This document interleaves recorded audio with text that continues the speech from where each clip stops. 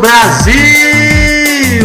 Tudo bom com vocês? Eu sou Eric Blake, quadrinista, ilustrador, e tô aqui em mais um super vídeo não, podcast, papai!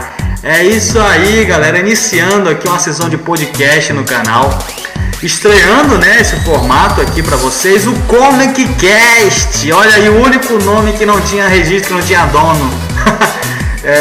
Acho que vai se chamar Comic Cast por enquanto, né? Vamos ver, até parecer um nome melhor. Se tiver ideia, deixa aí nos comentários. Então aí, iniciando esse novo formato, né? Pra você que sempre comentou aqui no canal de que fica desenhando, nem olha pra tela do computador mesmo, né? Fica só ouvindo as lives.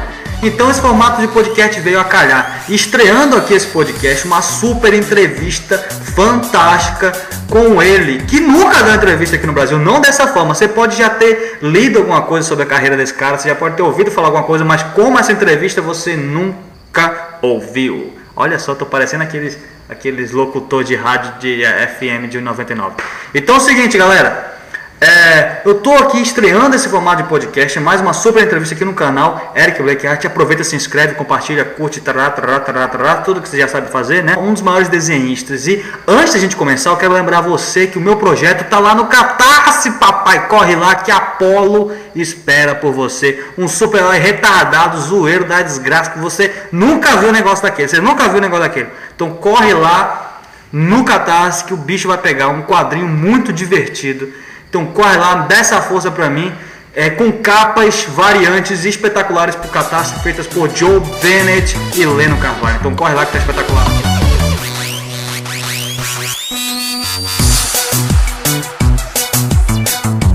E hoje eu tô aqui com ele, um dos maiores artistas do Brasil, um dos maiores quadrinistas, ele que tem um dos maiores estúdios também, que é uma verdadeira faculdade, e tem uma das maiores legiões de fãs, tanto no Brasil quanto no mundo inteiro. Ed Benes, cara, é um prazer te receber aqui, meu amigo. Como é que vai? É um prazer também participar desse canal, desse trabalho que você está fazendo aí. Mandar um alô para todo mundo aí que vai assistir, que vai ouvir também, né? Então, e tentar, vamos dizer assim, ajudar aqui no máximo, fazer o melhor que eu puder fazer e tal. Responder as perguntas que forem oferecidas e tal, e ficar aqui na espera. Manda as perguntas aí que a gente vai fazer o melhor que puder. Para aqueles que, vamos dizer assim, que me conhecem, ou aqueles, vamos dizer assim, que me conhecem há pouco tempo e de repente não tem muita informação, então aqui vai um pequeno resumo da minha carreira, da minha história, né? Primeiro iniciei nos trabalhos, vamos dizer assim, com comics profissional mesmo, em 93, né? Através da Arte Comics, né? E tal. Meu primeiro trabalho foi a Samurai.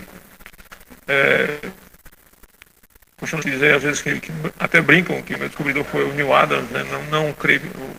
Eu acredito que o meu descobridor mesmo foi o Elcio de Carvalho, a quem eu realmente tenho muita gratidão. Encontrei com ele recentemente e isso ainda é recíproco, né? A gente trocou assim, muitas coisas e tal. Foi bem legal a gente rever e falar sobre os tempos atrás.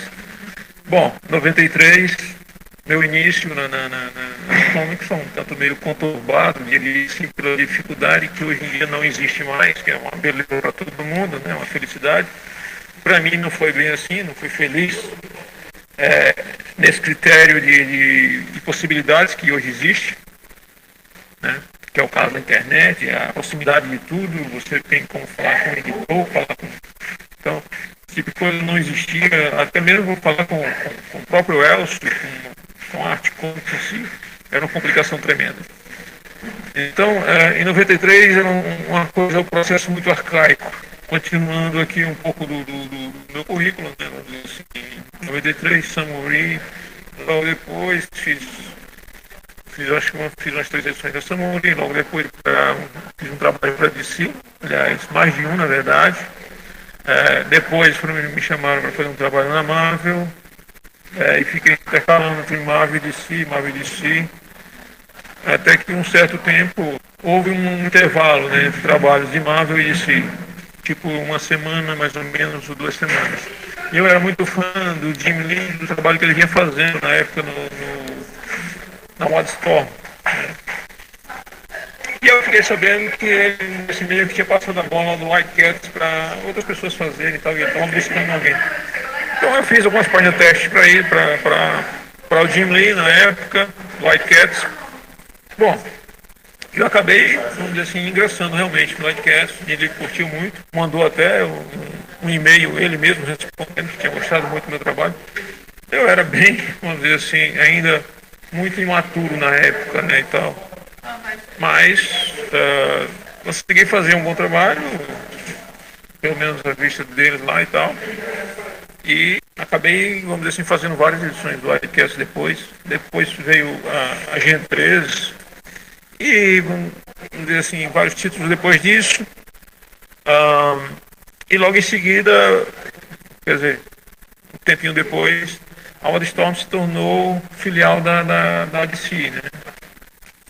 E aí pronto, vamos dizer assim, eu acabei indo na bagagem junto com a Wildstorm e entrei também voltei para DC novamente. Fiquei lá até hoje. Poxa, que legal, Ed, que legal. Só que assim, essa tua transição aí da Wildstorm DC, né, que foi a época da venda, né, que o Jim Lee fez, você, se eu não estou enganado, você estava fazendo o Thundercats e depois teve que fazer Supergirl ao mesmo tempo, né? Conta como é que foi essa história, cara. Na verdade acontece o seguinte, eu estava fazendo eu estava na Gen 13 na época que foi a transferência, né? E eu não peguei logo o Wildcats logo de cara. Eu fiz os trabalhos que era da Vertigo, né? Aí fui fazendo, bom, a gente foi pegando algumas coisas e tal. Como houve o processo de entrada na DC, né, não havia já um título determinado para mim. Eles foram pegando os desenhos da Wildstorm e repassando coisas que poderiam ser feitas, né. Então, logo depois veio a proposta, né, de fazer o Thundercats. Só que essa proposta veio e demorou um pouquinho. Então, enquanto não aparecia nada, não podia ficar sem trabalho, é chato pra caramba você ficar esperando o trabalho e não receber. Então veio a proposta de Supergirl. Nossa, difícil também se você receber uma proposta de Supergirl e não aceitar, né? É verdade. Até hoje eu sou um grande fã da personagem, vamos dizer assim, teria o maior prazer de desenhar ela a qualquer momento. Tenho ela como sendo um dos personagens favoritos meu. Nesse meio tempo veio a resposta do Thundercats. Ah, não, a gente demorou e tal, mas a gente quer que o Ed faça o Thundercats e tal, o que acha disso aí? Então a gente virou pra mim e perguntou, e aí, meu, vamos fazer o quê? Você vai querer fazer o Thundercats ou... Porque agora você tá na Supergirl, você não pode largar o título no meio do caminho. Pô, eu fui... Não, eu não vou desistir do Thundercats, meu desenho de infância, vamos dizer assim, o principal desenho que eu assistia na minha adolescência. Então, era como desistir de algo que você cultuou durante praticamente toda a sua vida, né? Então, de velho, não tem como desistir. É verdade. Então, foi o que aconteceu. Não tive como evitar. Era puxado pra caramba esse tempo. Aí você fez os dois ao mesmo tempo. Exatamente. Isso foi o que, 2000? Olha, sinceramente eu não lembro mais a data. Não tenho mais a certeza da data de jeito nenhum. Um detalhe interessante é que eu havia, vamos dizer assim, um critério, né? Que eu estava fazendo, lógico, eu mantive o estilo mais limpo. Só que eu gostava muito do padrão adotado no Thundercats, né, do desenho animado em si. Então eu acabei meio que utilizar um pouco daquilo que tinha no Thundercats na época. Então na Supergirl eu fazia de um modo, em um estilo um pouco diferenciado, e no Thundercats de outro modo. Então era uma coisa assim meio, de repente eu pulava de um estilo para outro em cada edição. Isso era uma coisa, um detalhezinho meio que eu acho que ninguém soube, mas realmente falava isso. Isso é verdade, é bem difícil manter isso aí. Sem falar que você tinha que fazer, digamos assim, um dia Thundercats, um dia Supergirl, aí toda hora tinha que dar essa tratada no estilo, né? Aham. E foi um trabalho muito bonito, cara, muito bonito mesmo, né? As edições que você fez. É engraçado isso aí, né? Vamos dizer assim, o quanto as pessoas, vamos dizer assim, falam da época do Thundercats, da Supergirl, porque realmente é tipo, você sabe, né? Você pega para fazer 2 títulos, você já tem uma complexidade muito grande de fazer um título. É assim, que nem sempre você recebe o roteiro em dia, nem sempre você recebe tudo direitinho e tal. Então, às vezes acontece de travar uma coisa, de atrasar. E aí, quando atrasava de um lado e quando atrasava do outro, né? Às vezes, às vezes por culpa minha, às vezes por alguma coisa tipo de edição, sabe? Tipo, eles têm que aprovar o roteiro, tem que fazer isso. Então, às vezes acontece, isso acontece muito. Certo? Deveria haver alguma demora na chegada. Tipo, por exemplo, eu terminava a Supergirl, eu esperava já ter o roteiro do Thundercat já em mão. Às vezes rolava 2, 3 dias ali para você ter o roteiro. Né? E aí, vamos dizer assim, você perde 2, 3 dias, já sabe que o negócio vai rolar treta depois. Pode crer. É complicado essa coisa de interligar. Às vezes não, às vezes era só terminar uma edição, a outra já estava ali esperando, você nem sequer tinha tempo de, como é que é, de descansar um pouquinho, né? Relaxar um pouquinho o assento da cadeira, né, tal. Você está ali e tal, só troca de folha, vamos dizer, ali, a troca de folha não, que a folha da DC era a mesma, né? Mas você só troca de material, na verdade, você só troca, não. Aqui é assim, assado, pronto. Então é tenso isso aí. Os títulos aí um tempinho, né? Um bom tempo. E a Knockout também rolou mais ou menos isso. Quando estava fazendo Knockout também tinha algumas coisas do Genteses para fazer. Bom, a gente já tá falando de Thundercat, né? Já falamos aqui, já passamos da Wildstorm pra DC. Mas a gente tá indo meio direto aqui, galera. Mas eu quero ressaltar uma coisa, assim, né? Para quem acompanha meu trabalho, quem acompanha minha trajetória, sabe o quanto eu admiro o trabalho do Ed Benes. E tá sendo um grande prazer realmente receber ele aqui no canal e tá produzindo esse conteúdo exclusivo dele para vocês. Assim como é um conteúdo exclusivo para vocês, é um conteúdo exclusivo para mim também, que além de admirar, de ter tido o prazer de conhecer o estúdio e conhecer o Benes pessoalmente, eu também admiro o trabalho dele até hoje, assim. Então, se você tá gostando desse papo, já se inscreve aí no canal, compartilha esse bate-papo exclusivo aqui com o Ed Benes, compartilha aí para a galera acompanhar. Curta, comente, compartilhe e continue com a gente, né? Que agora que começou o bate-papo. E assim, Benes, só relembrando, cara, esse teu começo ali foi aquele começo padrão de todo mundo, né? Você teve que fazer amostras, ir para São Paulo, Art Comics, ou teve algo mais diferente nesse começo aí? No meu começo, realmente, vamos dizer assim, não era tão padrão como de todo mundo, pela minha cidade ser muito do interior, né? Muito pequena. A maioria das pessoas que na época, quando eu entrei, era tudo de cidade grande, né? E eu, vamos dizer assim, sou de cidade pequena. Na época que comecei, minha cidade tinha o quê? Sei lá, 50 mil habitantes por aí, não tenho certeza. Mas eu acho que era mais ou menos isso. Ela cresceu muito ultimamente, mas continua sendo uma cidade pequena. Isso não mudou. Continua sendo uma cidade pequena e com poucos recursos. Então, realmente, eu passei por muitas dificuldades e tal. Os testes eram as coisas bem complicadas de se fazer, né? Inicialmente, o maior complexo que eu tive foi o seguinte, né? Eu era fã do John Buscema e muito caracterizado em cima do John Buscema, né?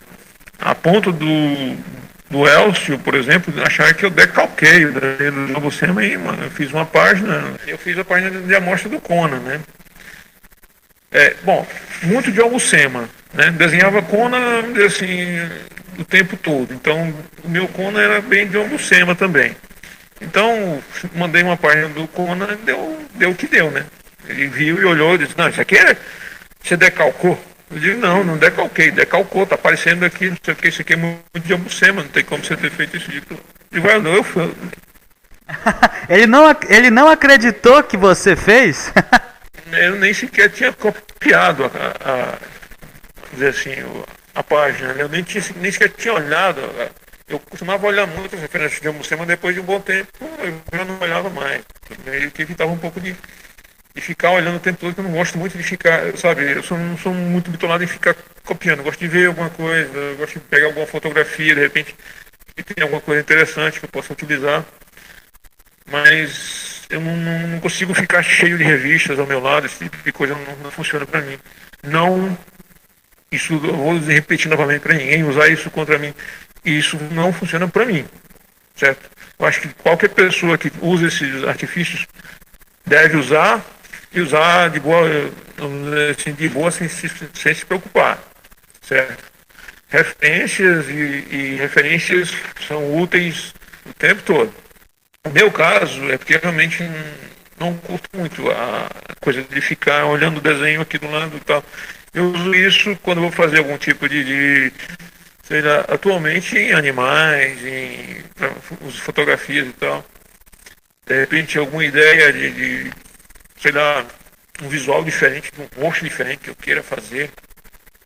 Tipo de coisa. Aí uma referência ajuda pra caramba.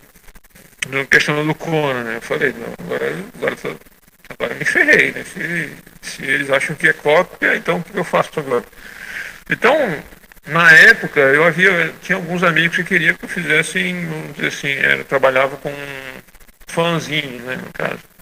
Aí, juntando uma coisa com outra, eu tinha que fazer uns trabalhos com esse fanzine. Eu disse, não, vou fazer um estilo totalmente diferente do Conan, né? O personagem meio que lembrava um pouco o Conan em termos de proporção. Eu acabei criando um personagem bem diferente, tal, com teorias diferentes, com características diferentes e tal. E coloquei ele mais urbano, né? Menos medieval e tal. Pronto. Aí eu peguei e fiz umas páginas. Não me lembro, na época eu nunca não sabia nem que se trabalhava em A3. Fazia um tamanho papel ofício. Não era exatamente a folha ofício em tamanho inteiro, entendeu? É dobrada.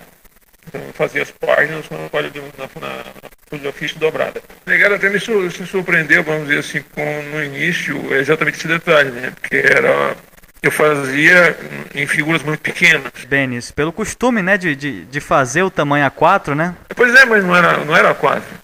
Eu fazia o A4 dobrado. Ah, o A5? Você desenhava no A5? Eu pegava o A4 e dobrava. Eu dobrava e fazia ali 4 páginas, no A5. Olha só, o formatinho da Abril, hein? Pois é. Bom, então aí daí, vamos dizer assim, eu fiz algumas páginas nesse formato, mandei para os caras lá e tal, mandei para São Paulo. Aí eles enlouqueceram lá, não tem nada a ver com o Jogo Semi, então vamos mandar alguma coisa para você fazer página de teste e tal.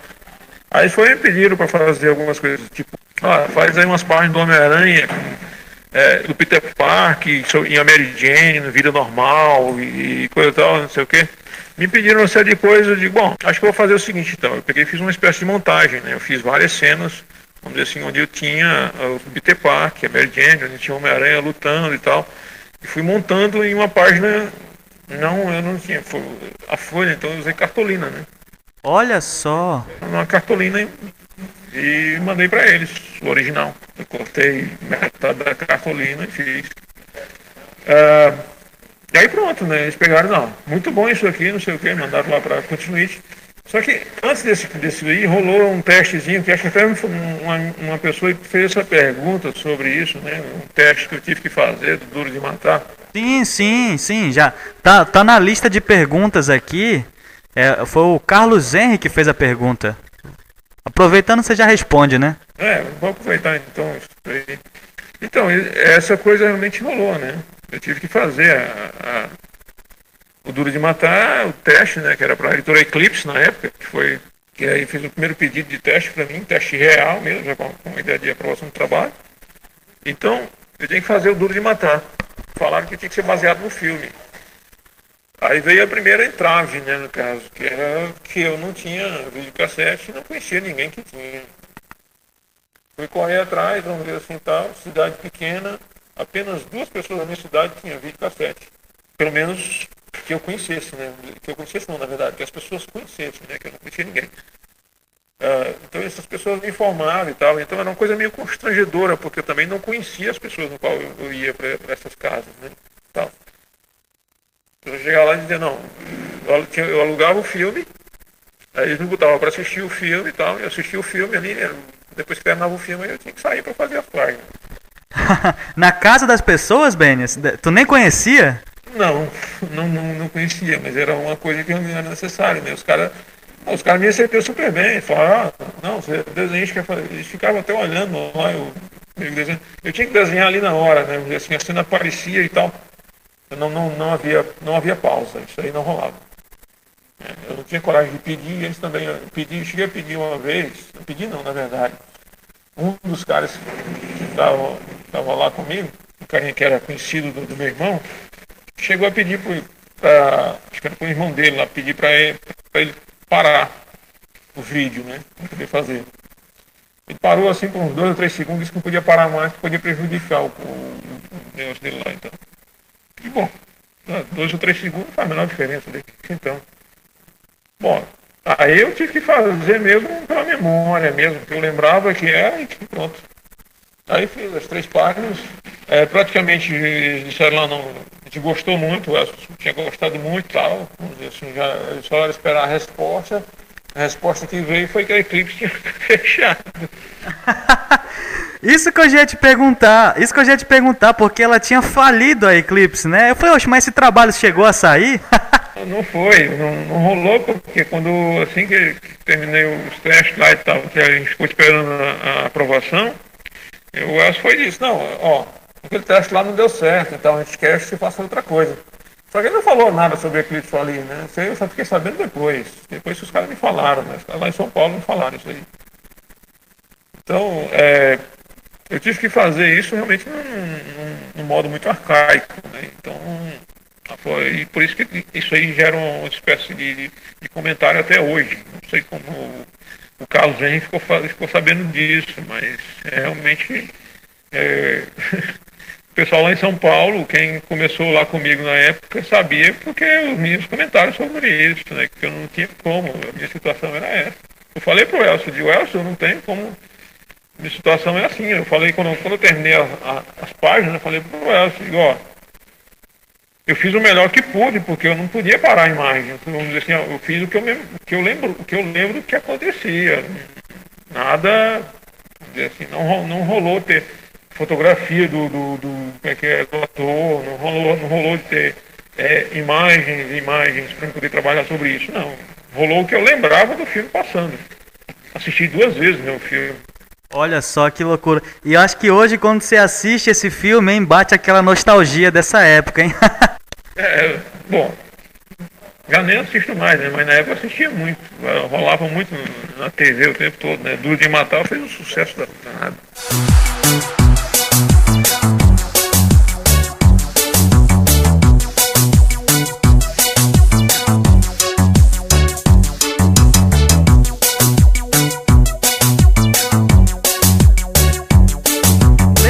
Galera, que o Benes, ele tá no estúdio trabalhando enquanto a gente tá gravando isso aqui, né? Trabalhando provavelmente em Nina e Ariel, que a gente vai já falar sobre isso. Realmente estou aqui, né? Olhando aqui uma das páginas. É da Nina mesmo? Acertei?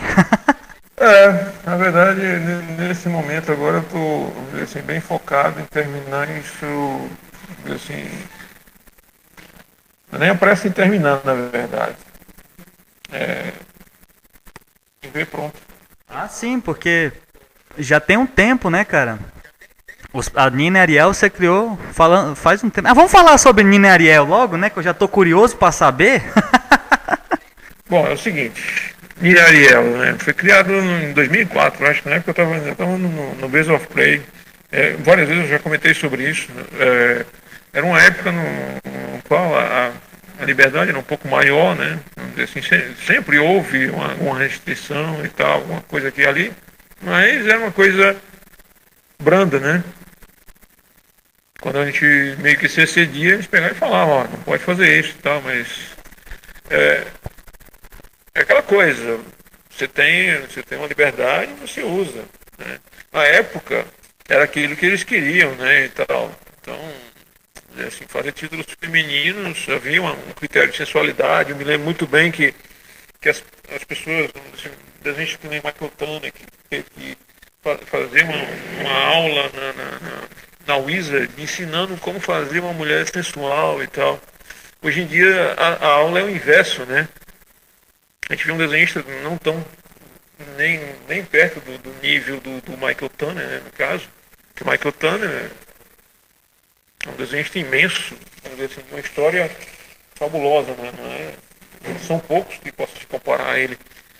E, vamos dizer assim, e ele ensinava exatamente como fazer a mulher, vamos dizer assim, ter a sensualidade e tal, até no jeito de caminhar e coisa e tal. Então, era uma época bem diferente, né, da época de hoje, né, no qual hoje, como eu disse, a orientação é diferente, né? Estão ensinando como não fazer sensualidade das mulheres. É, pode crer, é o contrário já hoje em dia. Como eu falei um tempo atrás, os caras falando sobre isso, não, que vai ser não sei o que e tal. Velho, os caras falam, não, mas e você? Muito simples, na verdade. Um desenhista ele se adapta ao que é, o que o mercado pede, não há esse critério, sabe? Eu me lembro, uma época atrás, no qual eles criaram uma Mulher Maravilha, aliás, criaram um visual da Mulher Maravilha, e eles pediram para fazer idêntico a referência que veio. Eu digo, velho, eu não vou fazer isso aqui. Não dá para ser idêntico. Não, mas vamos dizer assim, você vai fazer, não vou fazer nada cavado, nada do tipo. Eu só não vou fazer idêntico porque não está legal, não está correto. Porque simplesmente não tinha como aquilo ali ser real, entendeu? Eles queriam que eu fizesse uma coisa, eu digo, não, olha, isso aqui não é correto. Eu falei com eles, ó, não é questão, é que não está batendo, sabe? Não é uma questão de eu querer fazer o desenho de modo, mas é porque não está batendo. Ela não pode usar um maiô na frente e um short atrás, é uma coisa que não bate. Tinha que ser, se era short, é que nem esse short veio, dos 952, é short, era um short mesmo. Então é isso que vamos dizer assim, eu cheguei a contrariar algumas coisas, sim, desse tipo, mas nada, vamos dizer assim, tipo, fazer o desenho, ó, vamos fazer assim, você não pode fazer isso, digo, beleza, tranquilo, não há problema. Não, o mercado hoje é assim, assado, e vamos seguir isso, beleza, eu sigo, não há problema. Não, você não pode mostrar uma mulher assim, assado. Hoje em dia, por exemplo, eu brinco muito, as pessoas perguntam, e aí, quando é que você vai desenhar a Mulher Maravilha? Eu digo, pra ser sincero, eu acho que nunca vai rolar. Você tinha me falado isso quando eu tava aí no estúdio. Mas por quê? Eu digo, bom, simplesmente não sei. Eu acho que talvez pelo mesmo motivo que o Frank Show foi colocado fora da Mulher Maravilha, sem ter feito muita coisa de estandalhaço, né? Não vi nada demais, pelo menos nada do que eu tenha visto nas imagens. Mas disse que rolou alguma treta interna, não sei. Não sei qual o sentido. Mas de qualquer maneira, vamos dizer assim, eu até brinquei com o Dan Digio na última vez que eu fui para o CCXP, perguntando a ele, quando é que vocês vão me deixar desenhar a Mulher Maravilha realmente? E ele riu pra mim, ele não falou, ele só riu. Aí já deu pra sacar alguma coisa, né? Ele riu e como que diz assim, não vai rolar, não vai rolar. Porque como que eles dizem assim, hoje em dia eles querem que a coisa seja bem nesse estilo, por exemplo, embora que eu queira, por mais que eu desenhe corretinho ali e tal, a sensualidade não vai deixar de existir, certo? Eu não vou distorcer uma personagem, não vou distorcer a figura para tornar ela menos feminina, entendeu? Se ela é feminina, se ela é mulher, você imagina o seguinte, você encontrar as imagens da Gal Gadot, por exemplo, né? Os GIFs que eu vi dela, por exemplo, não precisa ela estar mostrando muita coisa para mostrar sensualidade, não, velho. Que nem um menino lá comentou, nossa, quase caí da cadeira aqui. Ele não viu nada, ela não mostrou nada, ela não precisa mostrar. A sensualidade está na mulher, ela não precisa mostrar nada para poder ser sensual, para poder ser bonita, sabe? Então, vamos dizer assim, tem desenhistas que têm essa habilidade, assim, não sou só eu, tem um monte de desenhistas assim, certo? E esses desenhistas não vão desenhar a Mulher Maravilha tão cedo, não sei que a coisa mude. Eu só suponho, eu não tenho certeza de nada. Vamos dizer assim. Mas aí, eu estava falando de Ariel, né? Entramos na Mulher Maravilha, vamos dizer assim, mas foi por causa desse processo atual, né? Então, Nina e Ariel, o que acontece? Eu fiz ela em 2004, o processo era bem diferente, havia uma liberdade maior, tudo mais e tal. E não, vou fazer aqui algo, até na época, o Joey, né, trabalhava comigo e tal, eu mostrei as páginas iniciais para ele disse, não, muito bom, vamos lançar aqui pela Panini e tal, a gente vê um meio aí, tá. Então, você vê que não havia tanta restrição, né? Mas aí ele falou, não, a gente só tem que estipular uma idade, né? Na época ele falou, não, 16 anos seria o ideal, né? Já que tem museu e tal, dependendo de como for, até 18 anos. Só estipula a idade e não vai ter problema. Eu imagino que até hoje isso aí não vai ser um problema. Assim, se você estipular a idade, certo?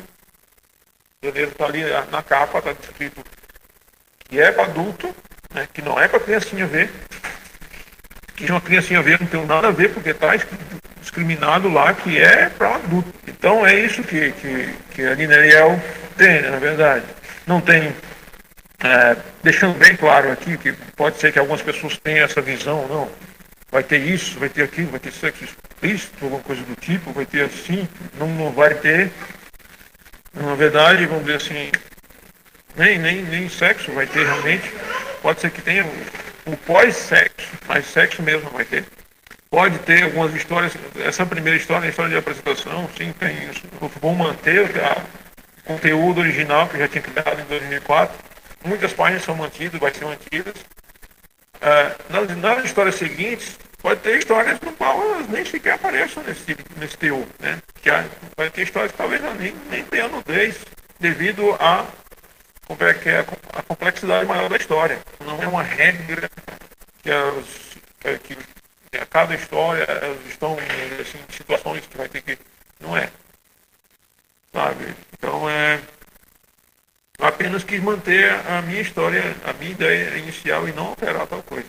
Vamos dizer assim, mudar a minha ideia porque o politicamente correto quer que eu mude, né? Isso aí não vai ser necessário, pelo menos não nesse título. Porque, como diz, eu não estou indo contra o politicamente correto, pelo menos eu acho que não. O critério, vamos dizer assim, adulto e tal, como que diz assim, já demarcando que é uma linha adulta, né? Então, vê apenas aqueles que querem ver realmente. É isso que eu acho engraçado, Benis. Porque assim, nós temos aqui esse bate-papo todo, essa conversa toda, pelo simples fato de que a Nina ou a Ariel vão aparecer nuas. Sendo que tem gente que faz quadrinho com tripa, cortando cabeça, dilacerando, um monte de coisa, e ninguém fala nada. Tem uns fatores que eu também sou, vamos dizer assim, como entender tal coisa, né? Por exemplo, a nudez é algo que pode causar mal a uma pessoa, a um adolescente e tal, mas a violência não. A violência não causa mal, a violência não traz problemas para ninguém. Vamos dizer assim, é livre, todo mundo pode ver e não vai ter nenhum tipo de problema. Pô, mas achar o quê? Que a nudez vai fazer com que o quê? O cara pega uma arma e sai atirando em todo mundo por aí? Não vai rolar isso, certo? Que ele vai ter, vamos dizer assim, ímpeto de adolescente e tal, pode ser, mas isso afeta a quem, na verdade? A ele mesmo? Certo? Não está afetando a ninguém, não está afetando ele não está sendo bitolado, na verdade, por estar curtindo, de repente. E outra coisa, né? Nós estamos falando de um setor que está meio que proibindo tal coisa. E os outros setores, certo? Os outros setores estão abertos, a internet aí, você não tem como controlar. Como é que controla, vamos dizer assim, de repente um adolescente de 13 anos entra no computador aí para ver um site pornô, como é que evita tal coisa? E ver coisa bem pior, bem mais desenho. É verdade. Você vai comparar o desenho com a realidade, é triste isso aí, não tem como. Eu concordo. Benis, mas assim, aproveitando que a gente chegou nesse ponto, né? É algo que você comentou aí. A gente já vai voltar para Nina Ariel, mas só voltando a esse ponto que você comentou aí da Mulher Maravilha, esse lance da Nina Ariel. Porque uma coisa que me incomoda, Benis, eu cheguei até a comentar isso contigo quando nós estávamos aí aí no seu estúdio. Eu não sei se você, acho que você não vai lembrar. que eu acho engraçado como as pessoas adoram associar o teu nome ao fato de que tu só sabe desenhar mulher. É o cara que sabe desenhar mulher. E eu até gostaria de aproveitar para ouvir a tua opinião sobre isso, porque o que tu acha sobre isso? Recentemente eu estava ouvindo um podcast, aí alguém falou, não, mas que pelo menos ele desenha a mulher bem, não é igual o fulano de tal que faz o close na bunda da mulher. E eu acho engraçado o fato de que muita gente associa o fato de que tu desenha mulher bem pelo fato de que tu desenha mulher gostosa. Parece que pro cara desenhar mulher bem tem que fazer mulher feia. Eu não entendo o que está acontecendo na cabeça desse pessoal. Olha, eu vou dizer aqui o seguinte, por exemplo, isso aí meio que houve uma rotulação no início, né, desse negócio chamado desenho das gostosas, né. Na época, eu era bem iniciante e tal, achei isso normal, não vi nada demais. A questão é que algumas pessoas começam a ver isso, e começam a achar que hoje em dia, a facilidade que as pessoas têm em associar uma coisa à outra, sabe, de tipo, as pessoas sem muito raciocínio, sem muito conhecimento, a facilidade de uma pessoa ser enganada e ser bitolada é tão fácil, ser moldada é tão fácil, sabe, pela mídia, por isso, por aquilo, sabe, o cara bota uma reportagem ali, alguém chega e fala isso, não sei o que e tal, e aí, vamos dizer assim, um monte de gente fala um monte de coisa e tal, e aí aquilo ali acaba incutindo na pessoa, até as pessoas que nem sabem do que está rolando, mas já aceitam. A gente vê isso no Brasil o tempo todo. É verdade. Pessoas apoiam coisas que são erradas, mas elas apoiam porque tem apoio, vamos dizer assim, porque tem mídia, porque tem isso, porque tem aquilo. Eu acho que a dificuldade é que tem tão pouca gente que tem um pouco de discernimento das coisas, sabe? A facilidade que se há hoje em dia de obstruir a cabeça humana, certo? A facilidade que tem hoje em dia de você deturpar a mente de alguém muito grande, sabe? Você chega ali, você tem um pouquinho de informação, você tem um pouquinho de, como é que diz, de status em mídia, conhecimento e tal. Você chega para a pessoa e fala qualquer asneirazinha e a pessoa vai seguir. Então a gente vê isso acontecendo constantemente no Brasil, não só no Brasil, mas no mundo também. Essa coisa de criar um estereótipo é muito fácil, sabe? Por exemplo, quando falaram para a mídia lá nos Estados Unidos que eu ia desenhar o Superman, né, um monte de gente ficou cético, porque eu tava desenhando o Birds of Prey. Pô, velho, eu tava desenhando, nem lembro quantas mulheres eram, né, no Birds of Prey. Mas, eram bastantes, cara. Eu não comecei desenhando, eu não aprendi a desenhar, vamos dizer assim, como eu já disse, a minha escola é de Ombucema, eu desenhei Conan durante vários anos, eu não aprendi a desenhar unicamente mulher. A minha escola inicial não está fixada em mulher, certo? Pode dizer, não, mas você curte desenhar mulher? Curto pra caramba desenhar mulher. Mas você curte desenhar o Conan? Curto pra caramba desenhar o Conan. Curto desenhar o Batman? Curto pra caramba desenhar o Batman. Certo? Então, não tem essa coisa, sabe? E também essa coisa de que a pessoa bota, não, mas ele desenha muito bem mulher. Beleza. Talvez porque ele só tem o olho fixado na mulher. Não é culpa minha isso aí, não. Olhou a edição inteira e só conseguiu ver a mulher. Isso aí é coisa dele, não é minha. Sabe? Por exemplo, eu não vou deixar de desenhar uma mulher bonita para que o homem apareça e ressalte melhor. O homem vai ser desenhado bem, do mesmo jeito que eu desenho a mulher. Se o cara, vamos dizer, de repente, olha para o homem e para a mulher e gosta mais de ficar olhando para a mulher, sabe? Aí depois vai dizer, não, pô, eu desenho muito bem a mulher, não sei o que e tal. Beleza, velho, mas a anatomia masculina tá lá e tá direitinho, tá correta? Certo? Se alguém falar para mim, não, sua anatomia masculina é muito ruim, velho, você devia melhorar, você só sabe desenhar a mulher. Eu aceitaria de boa. Certo? Mas eu não vi ninguém falar isso aí. Só vi falar que eu desenho muito bem mulher. Que eu desenho ruim a anatomia masculina, ninguém falou. Aliás, que eu vejo a maioria falando, não. Sua anatomia é sempre muito boa, não sei o que e tal. Isso no geral. Então a coisa, isso aí, vamos dizer assim, é um pouco de preconceito, né? Me parece um pouco de preconceito. E sabe, não consegui ver o histórico, por exemplo. Se você for ver, fiz sucesso desenhando a Liga da Justiça. A Liga da Justiça tinha a Mulher Maravilha. Ah, tudo bem, não, mas você fez a Mulher Maravilha, vamos dizer assim, você deu você mostrou o bumbum dela, é bonito pra caramba, assim, vamos dizer assim, você fez isso, fez assado. Era outra época, era outro tempo, permitia, havia permissão para isso. Hoje em dia não há mais, mudou isso aí.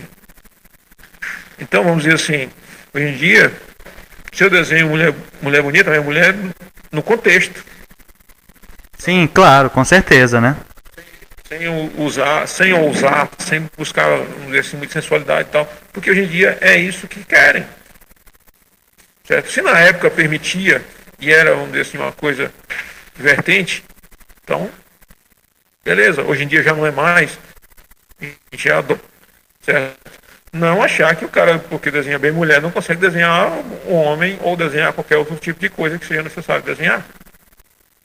Se não, assim, se o cara não é completo, o cara não chega num título grande que nem a Liga da Justiça. Com certeza, que é um título feito de super-heróis, né, cara? É um monte de super-herói. Só consegue chegar a um patamar desse se você tem uma arte completa. Você, não sei se as pessoas sabem, mas a história dessa, assim, da Lei da Justiça aconteceu da seguinte forma. Eu era cotado, mas eu não era o único desenhista cotado para ser o desenhista da Liga da Justiça, certo? Havia, vamos dizer assim, acho que todo mundo deve ter visto o Countdown, né? Sim, sim. Não, eu cheguei a ver. Pois é. E havia um Countdown, havia uma participação de vários desenhistas lá no Countdown, certo? Muitos brasileiros também. Exatamente. E, vamos dizer assim, eu não era cotado, não era o escolhido. Eu estava sendo cotado para ser o artista da Liga. Eu não era escolhido ainda. Recebi uma mensagem do Brad Meltzer, certo? Que falou para mim. Ele disse, olha, eu estava indeciso sobre qual desenhista, vamos dizer assim, ia trabalhar comigo na Liga. Ele não falou quais desenhistas ele tinha como listados para trabalhar com ele. Ele só disse que estava indeciso, não sabia. Ele disse que depois que viu o Countdown, ele decidiu, certo? Então, e sinceramente, no Countdown, eu não desenhei mulheres, vamos dizer assim, que nem costuma se ter. Acho que tem a participação ali de Estelar, aparece uma ou duas mulheres ali, mas o personagem principal é o Besouro Azul. Sim. Que por sinal tá muito bem feito. Besouro Azul lutando down, é ele quem aparece lá. Então foi ele que eu desenhei. Brad Meltzer chegou para mim e falou o seguinte, né? Ele falou isso aí, disse: eu só quero que você mude uma coisa, certo? No seu desenho. Eu quero que você, vamos dizer assim, avalie um pouco os olhos que você faz e tal. Isso na época do Birds of Prey. Ele falou: eu folhei todas as suas revistas do Birds of Prey. Ele mandou uma mensagem pra mim, vamos dizer assim, como ele diz assim, tipo, que bacana, hein, cara? Um feedback muito legal. Um papo aqui entre escritor e desenhista, né? E ele foi falar, bateu na real pra mim, né? Dizendo, ó, é o seguinte, nós vamos trabalhar junto, certo e tal. Então eu vou lhe passar bem as informações do que eu acho. E aí ele falou, diz, olha, os rostos das mulheres, eu só queria que você, vamos dizer assim, pensasse um pouquinho mais sobre os olhos. Eu noto alguma coisa ali, mas eu não sei dizer o que é, mas há algo que não me agrada. E eu percebi logo, quando ele falou isso, eu fui olhar o que era. Você tem que ter a visão também, né, para tentar melhorar o trabalho. Exatamente, ele chegou para mim e falou, você corrija isso que nós estamos prontos para fazer a Liga da Justiça. Corrigi o problema, mostrei para ele, disse, não, é isso aqui, tá bom demais agora. E pronto. Sabe, vamos dizer assim, ele não me falou, não, você tem que desenhar mais mulheres, não sei o que, então, não rolou isso, velho. Ele tem visão de desenhista, certo? Ele não é ele é um escritor com visão de desenhista, velho, porque eu sei o seguinte, ninguém chega para um desenhista e fala, olha, essa página aqui, certo? Você vai fazer, vamos dizer assim, essa página vai ser algo que realmente vai marcar, certo? E ele tinha essa visão. Ele chegou para mim e falou, ó, Isso aqui vai ser uma página que vai virar um clássico. Faça ela. Olha que massa, hein? Velho, vamos dizer assim, eu posso dizer o que eu tive na liga e que eu não tive mais. Simples. Vamos dizer assim, eu já não tive mais o Brad Meltzer. Certo? Nenhum roteirista fez, vamos dizer assim, o que o Brad Meltzer fez, lógico. Não desconsiderando os outros, são muito bons, todos os roteiristas que eu trabalhei e tal. Ele tinha essa visão. Ele tinha visão artística, assim como também considero que o Jeff Jones também tem esse tipo de coisa. Certo? Porque eu já trabalhei com o Jeff Jones e ele realmente tem esse detalhe. Né? Então, desenhista com ou roteirista com visão artística, tem muitos. Tem realmente. E esses roteiristas são muito bons de trabalhar. O Dave McDuff também, né, cara? O Dave McDuff, você fez um trabalho com ele muito bom. Pois é. Já o McDuff rolou o seguinte, né? O nosso trabalho foi meio que prejudicado por uma série de coisas. Depois ele meio que falou sobre isso, né?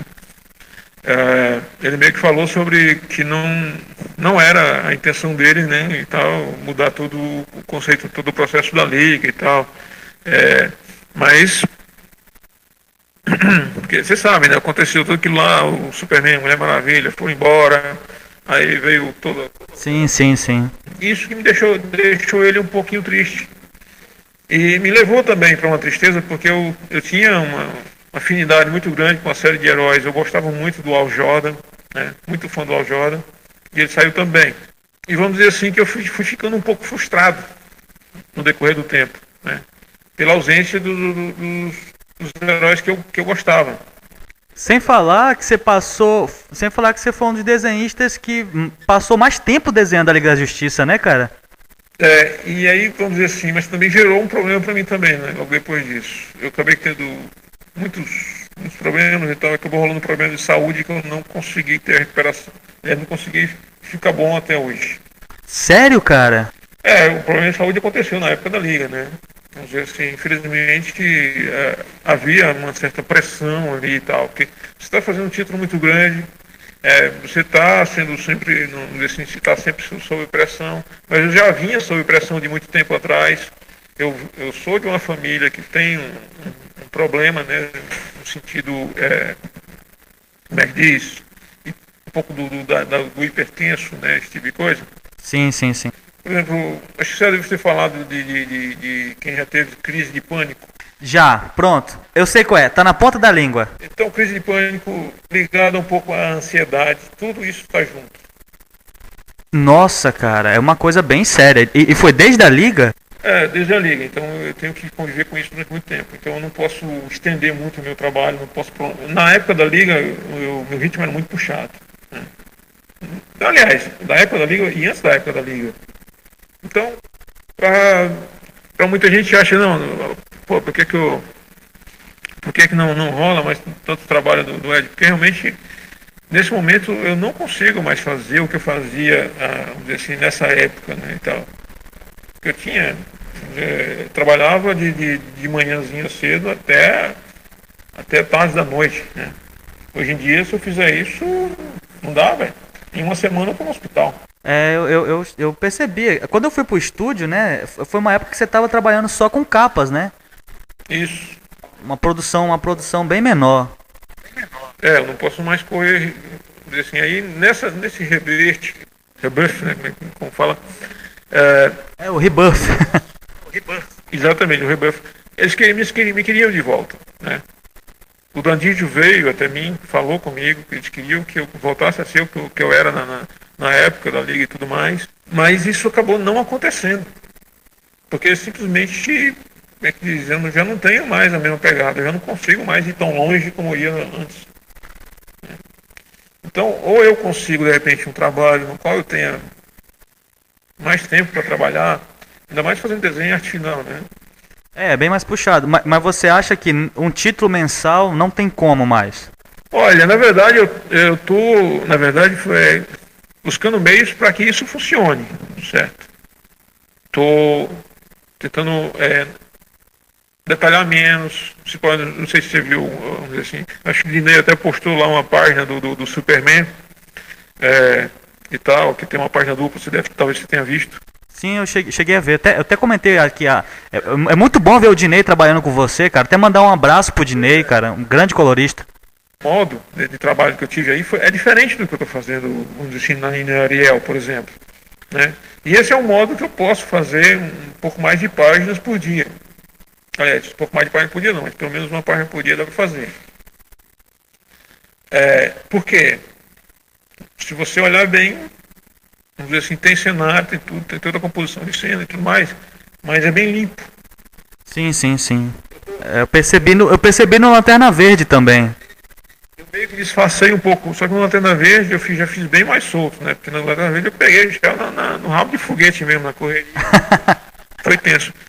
Então, nessa daí, eu testei algo diferente, né? Testei algo, se põe lá bem que o Superman tá bem detalhado, mas ao fundo as figuras estão ficando mais limpas. Então esse é um conceito que para mim pode ser funcional. Né? Eu posso manter uma regularidade se for trabalhar do modo desse jeito no qual a cor vai cobrir, né, a ausência de traço, entendeu? Sim, sim, sim. Porque tudo isso que toma muito tempo, isso aí é que dá muito trabalho, sabe? Você ter que realçar muitas coisas, procurar, vamos dizer assim, com rachura e tal, da fórmula e tal. Então esse tipo de coisa consome um pouco mais de tempo. Quando você faz mais limpo, isso aí reduz um pouco mais o seu trampo, reduz mais o trabalho. É claro que algumas pessoas podem estranhar inicialmente, mas a solução para mim é essa, não tem outra saída. Você não acha que um finalista ia ajudar também? Um bom finalista? Não, eu já desisti dessa ideia. Não busco mais isso. Já tentei tantos que não rolou. Até agora a única que deu certo foi a Cedra Hope. Assim, nossa, espetacular, né? Espetacular também, né? Mas ela tá sempre ocupada, né? Então eu não prefiro. Então nunca dá certo a gente poder trabalhar juntos novamente. A Cedra Hope trabalhou comigo na liga, né? Então. Deu certo também o Robin Hunter. Gostei do Robin Hunter durante um período. Fiz um Batman junto com ele, gostei muito. Já no Lanterna Vermelha eu não gostei, né? No Batman eu gostei. Não, pois é, de lá pra cá mudou muito. O traço dele ficou um pouquinho mais grosso. Né? No Batman, ele fez um trabalho legal, fino. Eu até vi uma amostra recente, uma lembrança recente aqui. E eu vi o traço bem fino. E digo, pô, velho, por que o Robin Hunter mudou tanto? Não entendi. Mas tudo bem, né? Vamos dizer assim, é a vida, as pessoas mudam, vai seguindo o estilo de um desenhista, de outro desenhista, e a variação vai acontecendo. É verdade, é verdade. Teve um recente, Benis, que saiu, que é uma história do Superman com a Estelar. E eu gostei, aquele finalista eu achei que ficou legal também. Superman com a Estelar? Do Jonathan Klepper?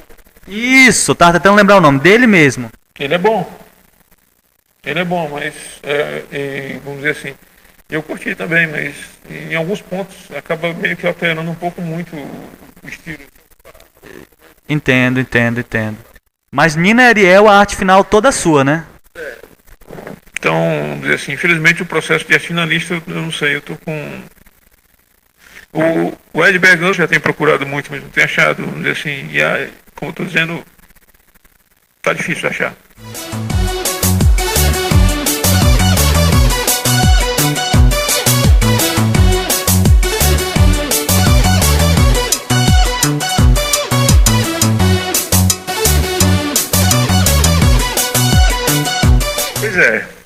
Então, na primeira história da Nina Ariel, é meio que focado nelas duas, né?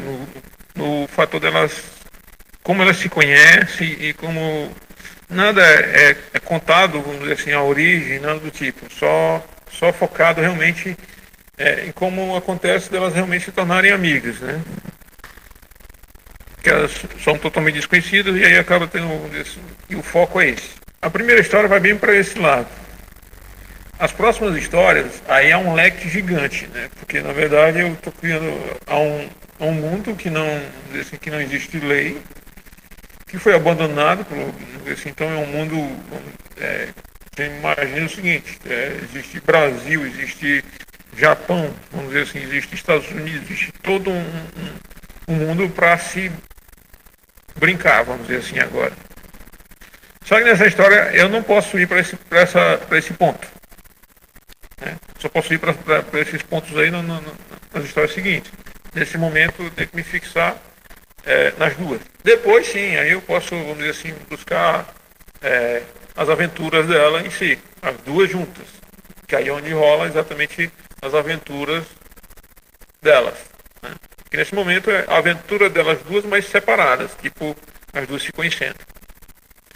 É um mundo caótico, vamos dizer assim, a maioria, aliás, as pessoas que vivem nele são só pessoas deixadas para trás, pessoas abandonadas mesmo nesse mundo, que não tem, não tem perspectiva, pelo menos a grande maioria. Não há recursos, difícil encontrar água, difícil encontrar combustível, difícil ter, vamos dizer assim, qualquer tipo de coisa, não tem energia, não tem nada eletrônico, não tem, vamos dizer assim, tudo virou meio arcaico, diria assim. Então, é um universo meio Mad Max. Foi baseado mais ou menos nesse critério, mas um pouco mais abrangente do que Mad Max. Praticamente a gente não vê muitas cidades, vamos dizer assim. Nesse ponto aqui tem cidades, só que totalmente detonadas. Né? Na primeira história não vai, vamos dizer assim, tanto de contar conteúdos de cidades. Nesse arco não tem, nessa primeira história não tem as cidades, não tem nada que possa ser, contado um pouco do Entendo. realmente, porque tu teve tudo isso. Então isso aí não vai ser contado agora. Então é uma aventura mais para elas elas se conhecendo, no caso, né? Exatamente. Então, que eu já tenho todo o contexto da história, eu tenho. Como rola, vamos dizer assim, tal, como é a coisa, o que vai ser, como eles vão, como é que elas vão, saber de uma da outra, o histórico de uma da outra, de como é e tal. Porque tá até dito lá, a gente até falou sobre isso. A Nina é um pouco mais infantil porque ela não viveu o período da guerra, ela não viveu o período pós-guerra e ela não viveu nesse mundo que está rolando atual. Certo? Ela não sabe nada disso. No momento ela saiu, vamos dizer assim, ela vivia em um mundo, em um esconderijo e tal, protegida. Mas aí, vamos dizer assim, ela teve que sair por falta de recursos mesmo. Ela não tinha mais nada no esconderijo, não tinha nada que ela poderia utilizar. Ou era sair do esconderijo ou morrer. De fome, ou de sede, porque não tinha mais nada, não tinha mais recursos. Então ela se obrigou a sair. Essa história não é contada, vai ser contada mais pra frente. E a Ariel, no caso, é bem mais velha que ela. O Ariel é um ex-militar. Ela já tem uma vivência maior. Né, viveu a guerra, viveu pós-guerra e vive nesse mundo aí, na verdade, o objetivo dela, até ela encontrar com a Nina, o objetivo dela era meio perdido, sabe? O objetivo dela era sobrevivência. Sei. Sobreviver e, vamos dizer assim, de vez em quando matar os caras que ela detesta, né? Vamos dizer assim, não caras específicos, mas ela... vamos dizer assim, como ela é ex-militar, então ela tem horror à bandidagem que ficou, né? E falando um pouco da produção da Nina e Ariel, Benis, o desenho e a arte final é todo teu. Na verdade, todo meu. Eu acho que isso aí é uma das coisas que eu estou mais prezando em relação a Nina e Ariel, que eu estou mais curtindo, é exatamente esse fator, né? Porque eu estou tendo tempo para trabalhar, coisa que não está rolando ultimamente nas editoras, né? Certo? Eu estou indo do meu jeito, no meu modo e tal. Eu estou fazendo um trabalho, vamos dizer assim, como eu gostaria de fazer nas editoras, mas isso não é possível porque, rola às vezes umas coisas estranhas. Tipo, por exemplo, o cara pede não, você tem, mandei 4 páginas para você. Você tem uma semana para terminar, para fazer. Beleza, né? Você acha, não, 4 páginas na semana, dá, tranquilo. Beleza. Você manda as páginas para aprovação. Tipo, manda numa sexta-feira, você recebe o roteiro na quarta ou na quinta, né? E tem aquele tempo ali, você pega, lê o roteiro, você vai ver os personagens, você quer estudar um pouco os personagens, entender um pouco mais do contexto e tal, entender um pouco mais dos personagens, e aí você elabora as cenas, vamos dizer assim, manda para lá, para eles aprovarem. Então há aquele tempo de você fazer as páginas, a elaboração das páginas, e mandar para eles, e eles aprovarem e mandar de volta. Geralmente é uma certa demora nisso aí. E aí o que aconteceu foi o seguinte, né? Que tem acontecido algumas vezes. Não sempre, mas já aconteceu. E eu levei um baita susto nisso aí. É tipo mandar os layouts na sexta-feira e na segunda-feira eles me pedirem 5 páginas da edição. Olha, uma a mais já, hein? Não, não é isso. É pedir sexta para segunda. Nossa! De sexta pra segunda? Eles mandam esse trabalho no horário diferente do nosso, né? Então, sexta da tarde. E na segunda-feira me pedir 5 páginas. Eu digo, não, mas como assim? Não, você está em atraso então. Nós estamos com uma semana de atraso. Não, mas não adianta você querer discutir. Não rola discussão para isso. Você só tem que aceitar e pronto. E tocar a ficha. A única coisa que você tem que fazer é cumprir o prazo de qualquer jeito que você puder fazer. E aí onde está um pouquinho de quebrar um pouquinho a qualidade, que não é uma coisa boa. Não curto muito esse tipo de coisa. É muito legal porque ver as postagens da Nina e Ariel é uma arte totalmente diferente do que vem saindo no trabalho convencional seu para DC, né? Muito mais detalhada. Pois é, porque tem uma... se você trabalha com o tempo, coisa que não...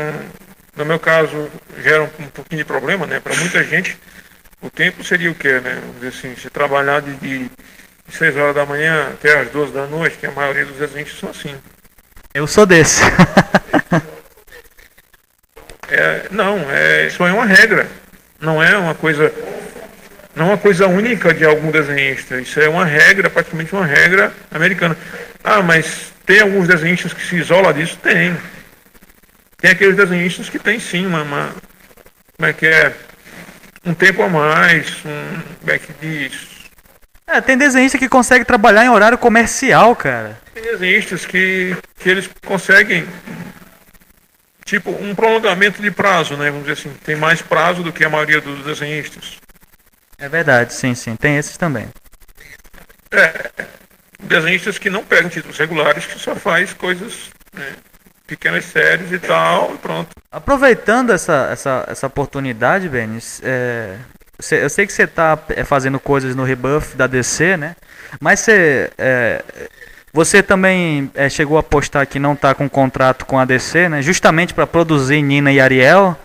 Mas aí, será se esse ano de 2017 rola algo na Marvel? Olha, eu não tenho um contrato com a DC, mas eu tenho um carinho muito grande pela empresa, né? Então, vamos dizer assim, só se eles realmente disserem para mim, disserem, não vai rolar trabalho para você tão cedo. Eu digo, bom, eu estou fazendo Nina Ariel, mas eu não sei qual vai ser a repercussão, qual vai ser a aceitação, o quanto, vamos dizer assim, eu vou ter continuidade nisso, né? Então, realmente, eu vou atrás das editoras, se eu, por acaso, eu estou fazendo Nina Ariel, rola um convite de alguma editora, certo? Por exemplo, eu terminei a edição 1, e vou lançar e tudo mais, e nesse meio tempo vem um convite da editora, eu não vou recusar, né? Vou fazer, e boa. Nesse meio tempo, e mexendo um pouco na história, mexendo um pouquinho no contexto da Nina Ariel para uma segunda edição, se a coisa render bem, se a coisa for bem fluida, entendeu? A história é fechada, certo? Não há, vamos dizer assim, há uma ideia de deixa um final em aberto para novas histórias, várias histórias, várias, vamos dizer assim, opções que você possa criar. A gama de opções são imensas. Eu posso brincar com o que eu quiser nessa história, com esses personagens, certo? Isso é legal, né? Um universo aberto pra você pirar lá dentro, né? Fazer o que eu quiser fazer, sabe? Por exemplo, vou fazer isso porque vai ser muito divertido com história e graficamente eu posso fazer o que eu quiser, então isso é muito interessante, muito legal. Sim. Que bacana. Benis, eu vi que você comentou, né? Você respondeu a um rapaz que estava comentando no post da Nina, que talvez a revista venha pelo Catarse, é isso? Não, vai ser, vamos dizer assim, a gente vai buscar o financiamento do Catarse e como é que é?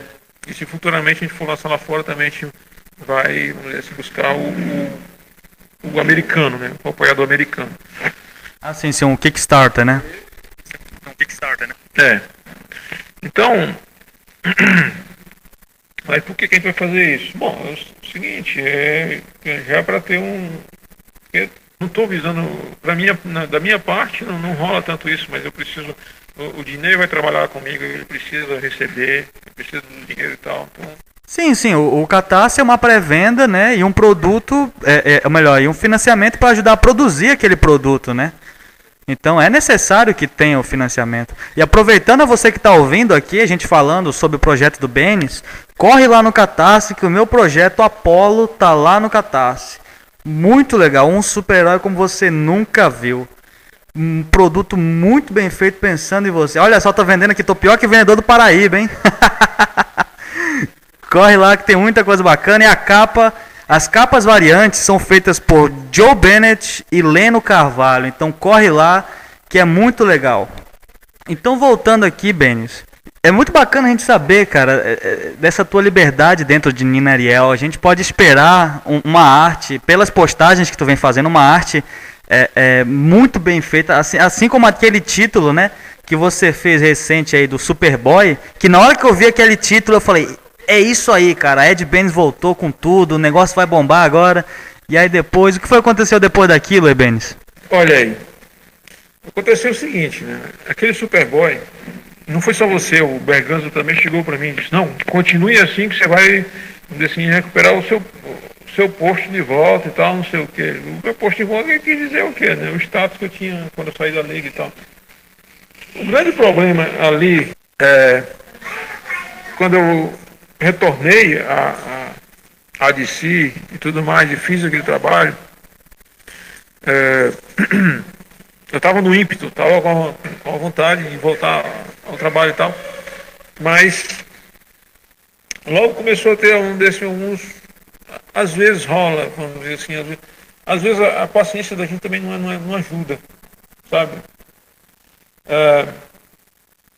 Então, alguns problemas junto, né, problemas pessoais, problemas extras, problemas, assim, acabou rolando uma série de problemas. Mas dentro da editora, ó, de prazo, essas coisas ou não?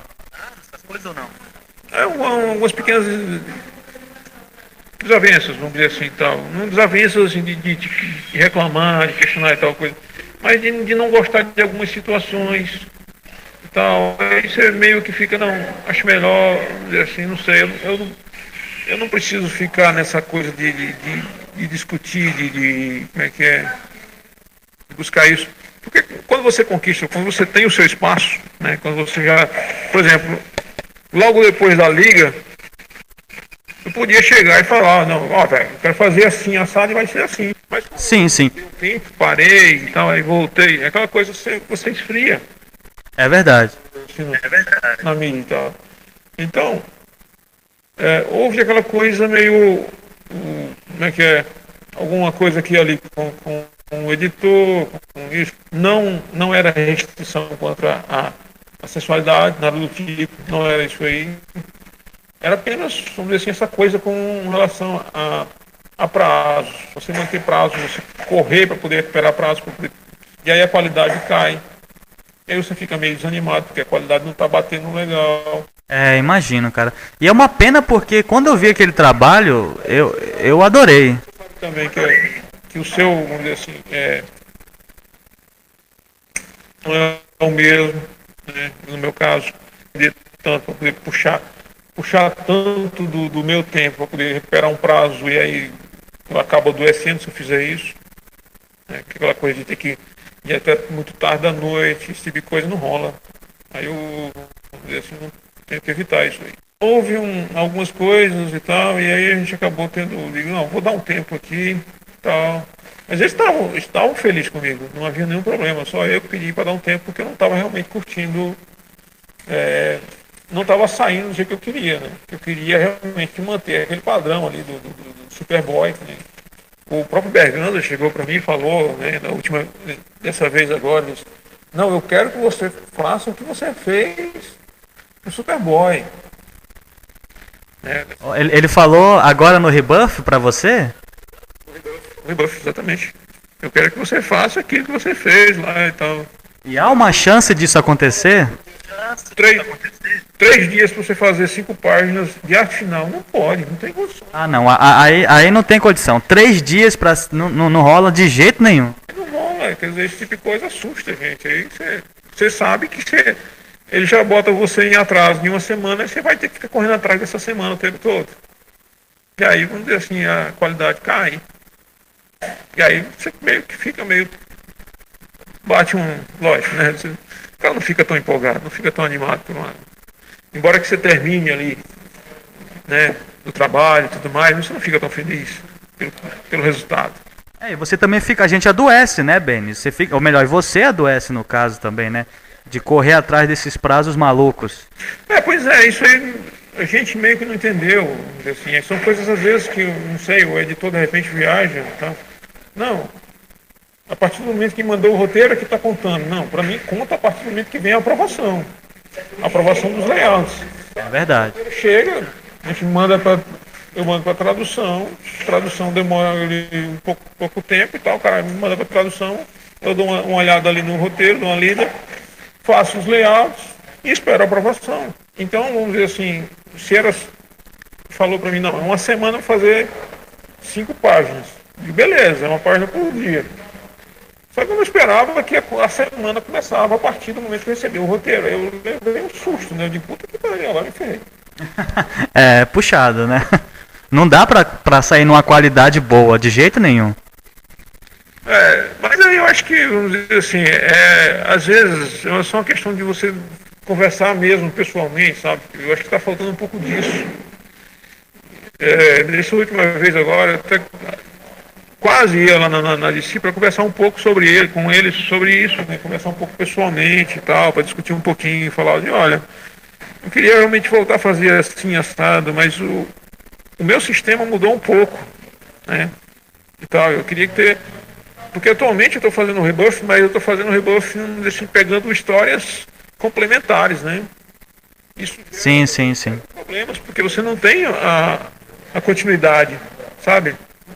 Você está fazendo uma coisa... É verdade.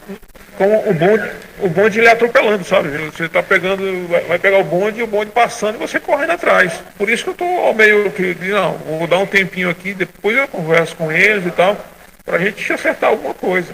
Sem falar assim que são poucas páginas, assim, você faz 3 páginas aqui, 4 ali, aí... E pegar um título só seu seria uma coisa muito bacana, né? Pois é, hoje em dia tá uma coisa muito complicada lá de você fazer um título completo, né? Você tem que você tem que pegar uma coisa bem... Porque é 15 dias, né?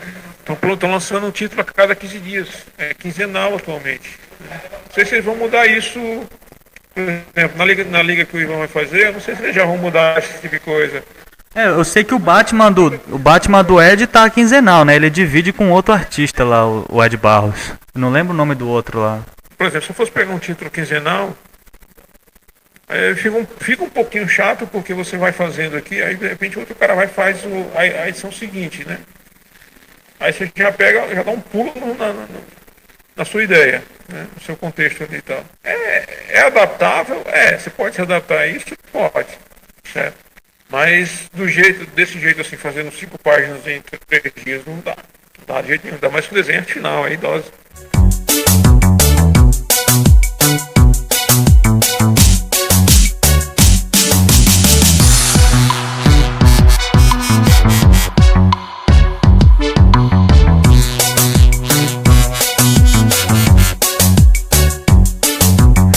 Bom, desenheiros, muito obrigado a você que está acompanhando esse super bate-papo até agora, né? Então a gente vai entrar agora na sessão das perguntas. É isso aí, você que viu o vídeo de anúncio do Ed Benes, né? Você que comentou no Facebook, você que comentou no YouTube, muito obrigado. Você que compartilhou o vídeo também, valeu. E se você que está acompanhando essa entrevista até agora não conhece o trabalho do Ed Benes, cara, o que você está esperando? Como assim você não conhece o trabalho desse homem, cara? É só você ir no Facebook, digitar Ed Benes, que tem a página dele, o Facebook pessoal dele, a página da Nina e Ariel, facebook.com/Nina e Ariel, corre lá e curte a página. Tem o DeviantArt do Ed Benes também. Acho que tem site ainda, Benes? Tem sim. Tem do estúdio, tem do Comic Con Art, tem um monte de... Vamos dizer assim, na verdade tem muita coisa que nem eu controlo, né, no caso. É verdade, é verdade. Então tem muita coisa do AdBenz na internet, então só digitar AdBenz no Google e se divertir. Então a gente vai começar agora a parte da sessão de perguntas, né? Até antes da gente iniciar a sessão de perguntas, Ben, uma coisa que eu já estava esquecendo de perguntar é sobre o estúdio, que muita gente comenta sobre o estúdio, e seria muito legal você falar um pouco sobre o estúdio, né? Como é que funcionou, como é que funciona o estúdio AdBenz. Essa oportunidade, eu até gostei de você falar sobre isso. Há uma coisa que algumas pessoas falam que não é totalmente verdade, né? Tipo que o estúdio, vamos dizer assim, busca mais pessoas para vender e não incentiva tanto o fator quadrinhos, desenhista para quadrinhos. Isso não é um fator real, certo? A gente não bloqueia ninguém, a gente não restringe ninguém, certo? A gente restringiu um tempo atrás isso aí, e simplesmente isso aí foi uma coisa que acabou não rolando muito sentido, sabe? Porque Sim, sim. a gente restringia alguns desenhos, a gente passavam, sei lá, 2, 3 meses, se esforçava pra caramba, e aí, vamos dizer assim, melhorava, mas eles não queriam mais trabalhar com a gente, porque a gente restringiu ele, certo? Como diz assim, não me quis, então pronto, sabe? Então a gente, praticamente agora, a gente aposta na evolução do desenhista. Se ele está iniciando ou não, a gente não restringe mais. O outro critério é o seguinte, a gente não faz apologia, não indica ao desenhista, olha, você foca nisso aqui, faça só pin-ups e tal, que você vai estar de boa. Não é assim. Ele diz, seguinte, para você ganhar dinheiro agora com páginas, vai demorar. Pelo seu nível de qualidade e seu conhecimento, porque não conhecia perspectiva, não conhece isso, não conhece aquilo e tal, apenas sabia desenhar, eu digo, é bom relaxar um pouquinho. Aí você vai treinando páginas e fazendo seus pin-ups para você ganhar um dinheiro, porque todo mundo precisa sustentar alguém. Pelo menos a grande maioria é assim. Você falou isso pra mim quando eu cheguei aí, não sei se você lembra. Pois é. E aí as pessoas têm o negócio de querer revirar isso aí e dizer que eu, vamos dizer assim, eu incentivo os caras a venderem, mas não incentivo eles a trabalhar com quadrinhos. A verdade é bem outra, certo? Eu dou total liberdade para o cara escolher qual opção ele quer. Se ele quer apenas ser um desenhista de venda, certo? E se ele nunca vai querer estudar quadrinhos realmente, porque se você que trabalha com quadrinhos, certo? Deve saber muito bem. Sim, é puxado. Há uma necessidade de você conhecer sobre o mercado, há uma necessidade de você conhecer desenhista, há uma necessidade de você conhecer um monte de coisas que é necessário no mundo dos quadrinhos. É verdade. Então, por exemplo, se o desenhista chega aqui e de repente não sabe de nada, de ninguém, mas sabe desenhar. E simplesmente ele não quer saber de nada de ninguém, mas sabe desenhar. Quer ganhar dinheiro com isso. Beleza, ele ganha bem com isso. E ele vai sustentar a família dele com isso. Qual é a minha objeção em esse critério? Eu não tenho objeção nenhuma. O cara vai sustentar a família dele com o desenho dele. Certo? Eu não tenho por que obrigar o cara, de repente, a ser quadrinista ou querer optar por qualquer outra coisa. Aliás, querer optar não, na verdade. Obrigar ele a ser qualquer outra coisa que ele não queira ser. Sim, com certeza. Não, mas o AdBenz, se eu for pro estúdio dele, ele vai me obrigar a estudar o estilo dele. Não é assim. Você sabe muito bem disso, eu falei pra você. Eu digo, sim. Você chegou pra mim e falou, não, mas eu curto o seu desenho e tal. Uma opção sua, certo? E eu até falo pra todo mundo, digo, olha, a questão é o seguinte, o cara chega pra mim e diz, não, mas eu curto o seu desenho. Se eu tivesse o meu time, o meu desenho tivesse em baixa no mercado, certo? Se a aceitação do meu desenho tivesse ruim, cheguei pra ele, olha, velho, estude qualquer outro desenhista, menos eu. Sim, porque seria egóico da sua parte. Você estaria iludindo, mas não é verdade. Então, vamos dizer assim, se eu fosse nesse critério, eu digo, não, se você quer estudar meu desenho, tudo bem, beleza, velho, porque, vamos dizer assim, por minha sorte, o meu trabalho tem uma boa aceitação, certo? E para a maioria que usa, e aí se vai negar a ver, não, mas os desenhistadores bem são muito parecem muito com o trabalho dele, não sei o quê. Simples razão comercial. Pronto, tá aí uma coisa que muita gente não entende, Benis. que o mercado é um comércio e a galera não entende. É uma simples razão comercial e também pelo fato de, pô, velho, se eu gosto do desenho do Ed Benes e tal, e é comercial para mim, eu consigo vender bem, então, eu vou questionar o cara porque tá fazendo isso. Eu questiono o cara que copia. Isso aí eu não gosto e não aceito mais. Houve um tempo atrás que os caras copiavam o meu desenho e tal, e eu meio que permitia. Porque, não, eu não vou brigar com você porque você está fazendo isso. Mas isso acabou sendo uma coisa que eu vi que não rendia legal, não era legal. Sabe, você tem essa percepção. Então eu falei para todo mundo igual, não use mais cópias minhas. Não é legal isso aí. Então, aliás, não use cópia de ninguém. É o que eu falo para todo mundo, não use cópia de ninguém, independente de que desenho seja, se ele é famoso ou se ele não é. Certo? Então isso aí é uma regra. E eu falo o seguinte, se você quer ter alguma referência, use fotografia, que a fotografia não é datada de ninguém, então, vamos dizer assim, você não vai ter problema nenhum quanto a isso. Vamos dizer assim, só estou tirando um pouquinho essa mística que a negada bota por aí, eu não acho legal. Sim, foi por isso que eu toquei também nesse assunto, né, pra gente tirar muitos desses conceitos que a galera realmente comenta sobre isso. Mas voltando à parte do estúdio, Benes, eu lembro quando a gente tava conversando aí, quando eu tava aí em 2013... E eu passei por isso, galera. Isso que eu tô contando pra vocês. Isso que o Ben está falando pra vocês não é demagogia. Eu passei por isso quando eu cheguei aí, eu, Verley, 2 cabaços. 2 cabaços. E assim. E o Benes tratou a gente exatamente dessa forma, né? Explicando sobre o mercado, falando sobre o mercado, a arte que vende ou não. Eu me lembro muito bem que eu orientei você e isso rendeu frutos para você, que até agora você está se virando muito bem aí. Sim, com certeza, né? Sou eternamente grato. Ainda tô te devendo 50 conto. Quando eu voltar aí eu te devolvo. E assim, eu lembro quando a gente tava aí, né? Que tu comentou sobre uma história de que tu fez o estúdio apenas com pin-ups, foi isso, Benes? Os pin-ups e o dinheiro que eu recebia da liga, eles meio que cobriram isso aí, mas realmente é um fato.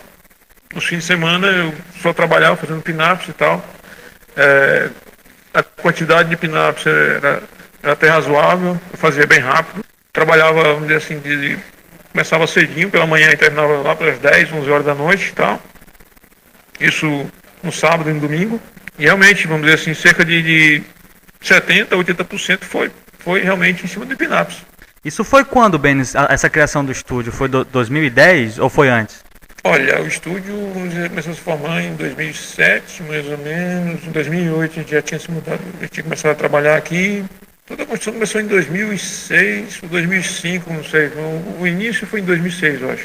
Estava fazendo, acabado de iniciar a liga também. Eu diria que um pouco de tudo, né? Vamos dizer assim, construir o estúdio, o estresse, vamos dizer assim, de manter o trabalho na liga, o estresse de manter uma construção ao mesmo tempo e tal. Talvez tenha sido isso que tenha levado o blackout, né, na cabeça. Um estresse muito grande, né? Você passar por tudo isso, trabalhar em meio a uma construção também, né? Sem falar na nossa vida pessoal, né, Benes? Você é pai, você é filho, você tem muitas outras responsabilidades, tudo isso também que você tem que arcar com tudo isso, né? Gerou muita coisa na cabeça, então realmente acho que acabou saindo esse probleminha, né? E voltando, galera, assim, se você ainda não teve a oportunidade de visitar o estúdio, é uma verdadeira faculdade. Assim, você tem a garagem, né, a cantina, o dormitório, sala, o estúdio, biblioteca. Então, assim, é uma verdadeira faculdade. Sem falar que você pode ir para lá e estudar de graça, não é mesmo, Benes? Inclusive a gente está abrindo agora novamente um curso gratuito agora. A gente está vendo aí os meios de fazer o curso gratuito. Já a turma aqui que já trabalha aqui comigo, já vai iniciar semana que vem. Agora os novos candidatos a desenhista e tal, vai ter que esperar um pouquinho mais, né? A gente vai fazer alguns testes e tal, e depois a gente já inicia. Olha só, que bacana. E é muito legal, cara. De fevereiro, mais ou menos. Quer dizer, final de fevereiro, início de março, por aí. Olha só, que bacana. E é muito legal saber disso, né, cara? Você tem um local onde a pessoa, o aspirante a desenhista pode ir, se profissionalizar gratuitamente e ter aulas com profissionais da área de graça. Isso é muito, muito massa, isso que tu faz pelas pessoas, Benes. Muito legal mesmo esse teu trabalho, cara. Ok. Obrigado.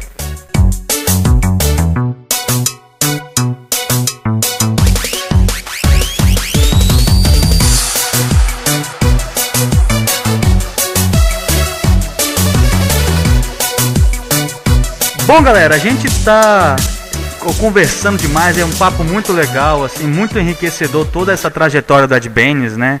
É muita história para contar, eu tenho certeza que a gente tá deixando muita coisa de lado, muitos episódios engraçados, muita coisa bacana pra gente comentar aqui. Então vamos logo para as perguntas, né? Que o nosso bate-papo já tá bem longo.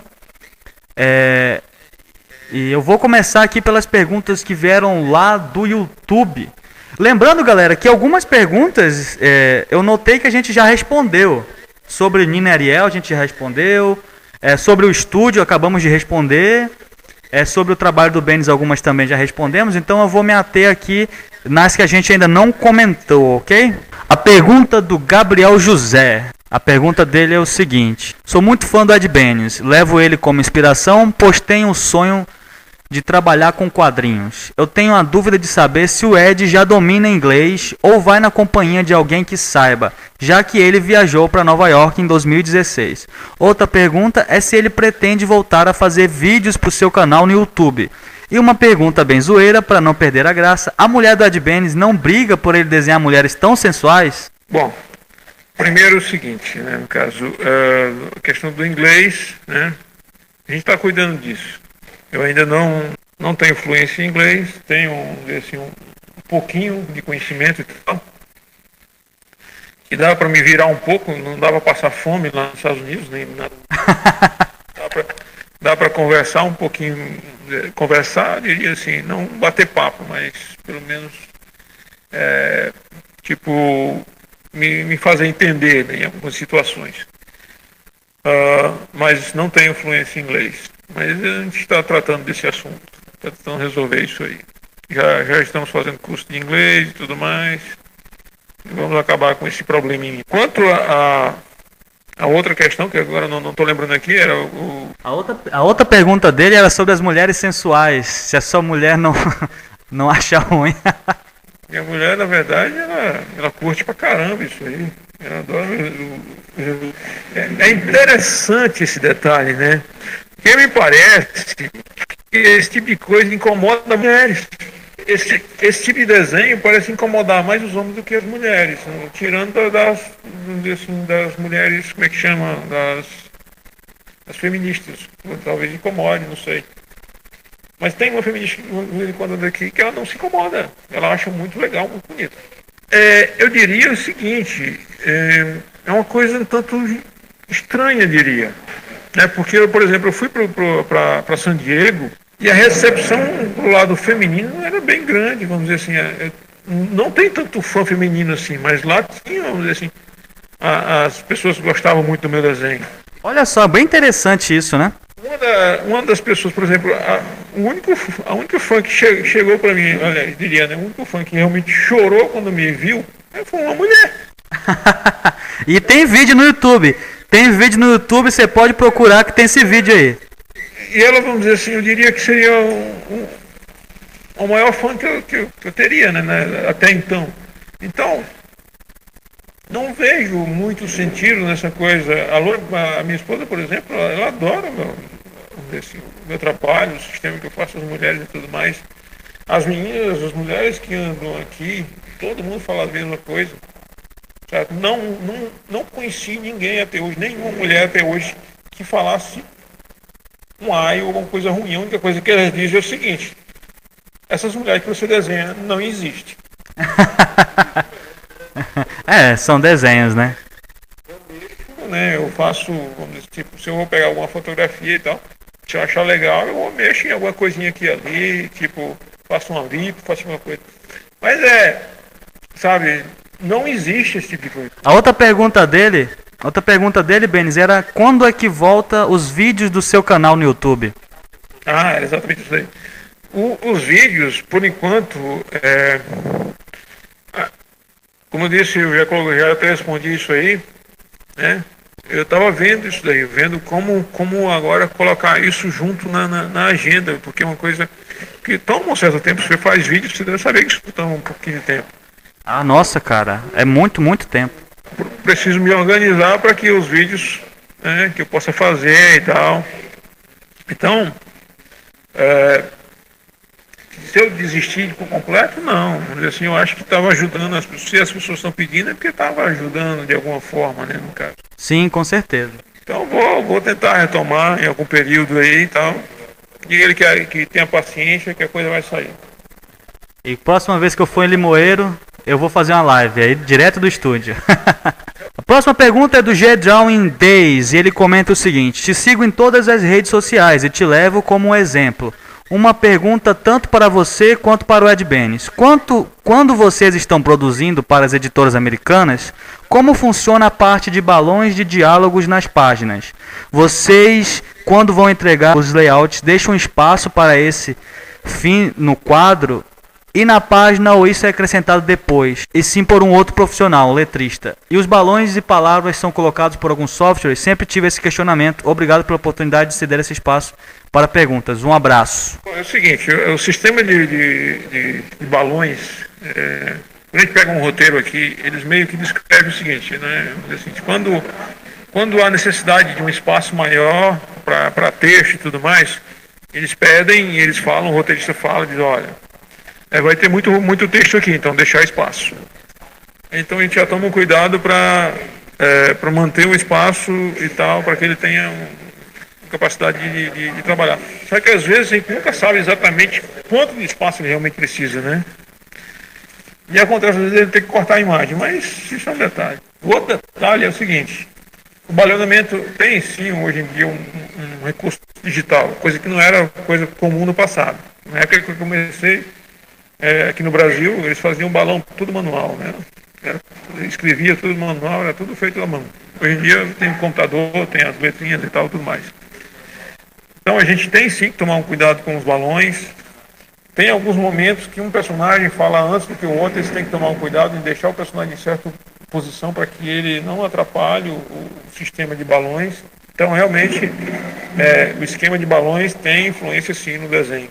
Ok, beleza. A próxima pergunta é do Daniel Alexandre Artes. Lembrando, galera, que muitas perguntas eu não vou fazer aqui porque o Ed Benes já praticamente respondeu aí no decorrer do nosso papo muitas delas, ok? É por isso que muitas não vão aparecer aqui no nosso podcast, porque ele já respondeu aí.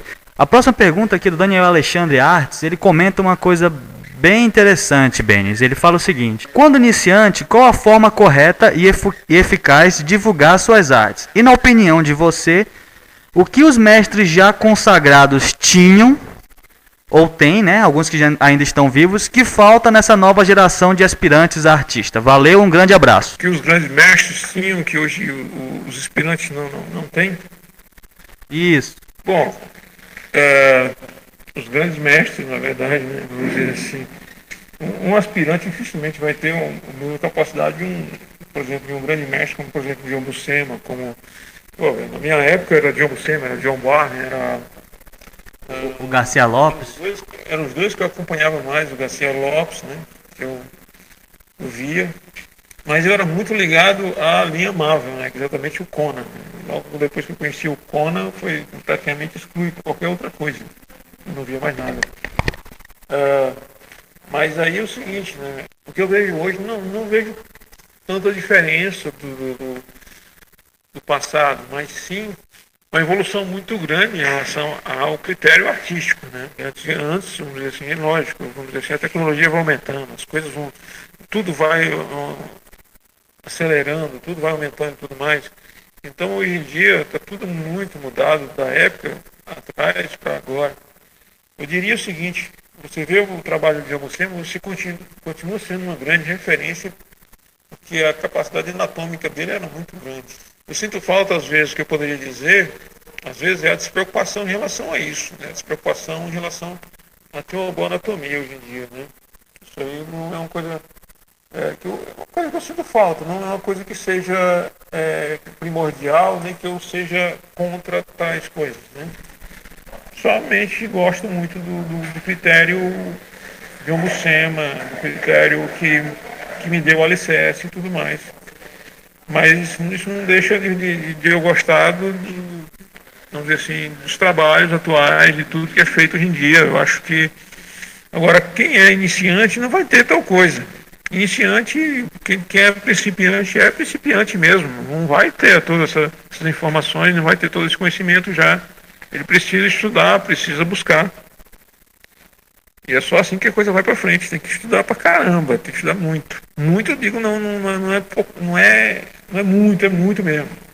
A próxima pergunta é do Keoma Medeiros. Ele comenta o seguinte: em média, qual o valor pago por página pelas editoras para quem está iniciando no mercado de quadrinhos? Em longo prazo, tende a ser lucrativo para o artista que se destaca? Olha, é o seguinte, varia muito de um artista para outro. Se você vai trabalhar na editora grande, com Marvel, com DC e tal, há um preço. Se você vai trabalhar na editora pequena, há outro preço. Certo? Sinceramente, eu estou um pouco por fora desses valores, né? Posso ser sincero quanto a isso, porque eu não tenho certeza, mas há muito tempo não tenho tal coisa. Não que, mas por que você não tem nenhum desenhista do seu estúdio, trabalha com... Os desenhistas do meu estúdio atualmente, um está trabalhando na Valiant, né, tal, com preço fixo, com contrato, isso que gera contrato é um valor, vamos dizer assim, fixo e tal, e eu não vou falar nem desse tipo de coisa. Quando se trabalha para uma editora, por exemplo, para Marvel e para DC, pode esperar que sim, é um valor compensador. Quando você trabalha para uma editora pequena, ela vai ser compensadora pela aprendizagem, certo? Quando se trabalha para um cliente em si, que às vezes também paga por uma edição e tal, também vai ser compensador pelo fato de evolução também. Porque você vai estar ganhando e vai estar evoluindo, então isso aí não dá para contestar, certo? Se você está recebendo um valor X, certo? E de repente não é um valor que você gostaria, mas já é alguma coisa que dá para você se manter, que dá para você trabalhar, viver a sua vida e tal, e fazer essa revista, então faça, porque ela vai ser útil. É uma aprendizagem necessária. É isso aí, concordo plenamente, Benis, né? O conhecimento, a gente tá trabalhando diretamente com página, não tem tamanho, né? Você produzir isso, cada quadro é um desafio, então vale a pena. Pode crer, com certeza. Não aconselho você a trabalhar a preço de migalha, né? Mas, vamos dizer assim, que se você está trabalhando e tal, e fazendo quadrinhos e recebendo por isso, aí tá de boa. Quer dizer, existe uma variedade bem grande de valores aí, que acho que varia desde 30, 40, 60, 80, seja lá qual for o valor, mas todos esses valores são válidos se você está se aprimorando nesse critério. Mas eu estou falando de dólar, não estou falando de real. Real, vamos dizer assim, se você puxa para 30 reais, já dói um pouquinho, né? Mas, infelizmente, no Brasil não tem muito o que se queixar, né? O mercado não é tão abrangente, não tem tanta finança, então...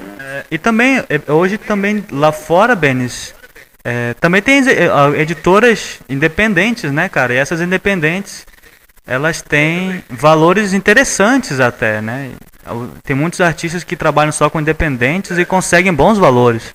As editoras independentes, as editoras menores que eu estava falando exatamente sobre elas. E os clientes em si, que tem pessoas que criam personagens e querem fazer, vamos dizer assim, tipo 2, 3 edições, 4 edições e tal, e contrata a pessoa para fazer. E vai pagando, a pessoa e paga até melhor do que alguns editores independentes, porque eles pagam, vamos dizer assim que você termina. A editora independente tende a demorar um pouco mais, ela tende a esperar que a revista seja publicada até que seja, para poder sair o dinheiro para eu poder pagar. É verdade, verdade. Eu cheguei a trabalhar muito com isso, Benis. É muito bacana. Principalmente essa velocidade do pagamento, né? Você está em contato direto com o cliente. O cliente geralmente é uma coisa boa, não é ruim. É bom só. Não tem a mesma vitrine do que uma editora, mas pelo menos, vamos dizer assim, você está praticando e você está ganhando também. A próxima pergunta do Ellison de Sá, a gente praticamente já passou meia hora falando dela, né? Mas ele comenta um finalzinho aqui interessante. Ele comenta assim: vejo que vários desenhistas de quadrinhos acabam ficando doentes pelo excesso de trabalho. Vocês já ficaram muito doentes a ponto de pensar em desistir? Olha, eu posso dizer o seguinte, né? No meu caso, eu realmente, vamos dizer assim, tive um problema sério, tive muito medo na época que eu fiquei doente. Bateu um medo terrível. Eu fiquei em um nível que até o toque do telefone me causava mal. Nossa, cara, sério? Que era como se o toque do telefone associava a uma cobrança. Entendo. É aquele pânico, né, cara? Exatamente. Mas é aquela coisa, você vai, assim, eu fui tomando os remédios, ficando bom e tal. Então, mas que a pessoa tem sim, pode desenvolver algum tipo de doença, tem gente que desenvolve tendinites, que não se cura, que não acaba e tal. Tem uma série de coisas. A gente tem que tomar cuidado, sim, tem que se cuidar. Eu confesso que, vamos dizer assim, se eu tivesse como voltar no tempo, né, teria mudado muita coisa do decorrer da minha vida, né, de trabalho, né.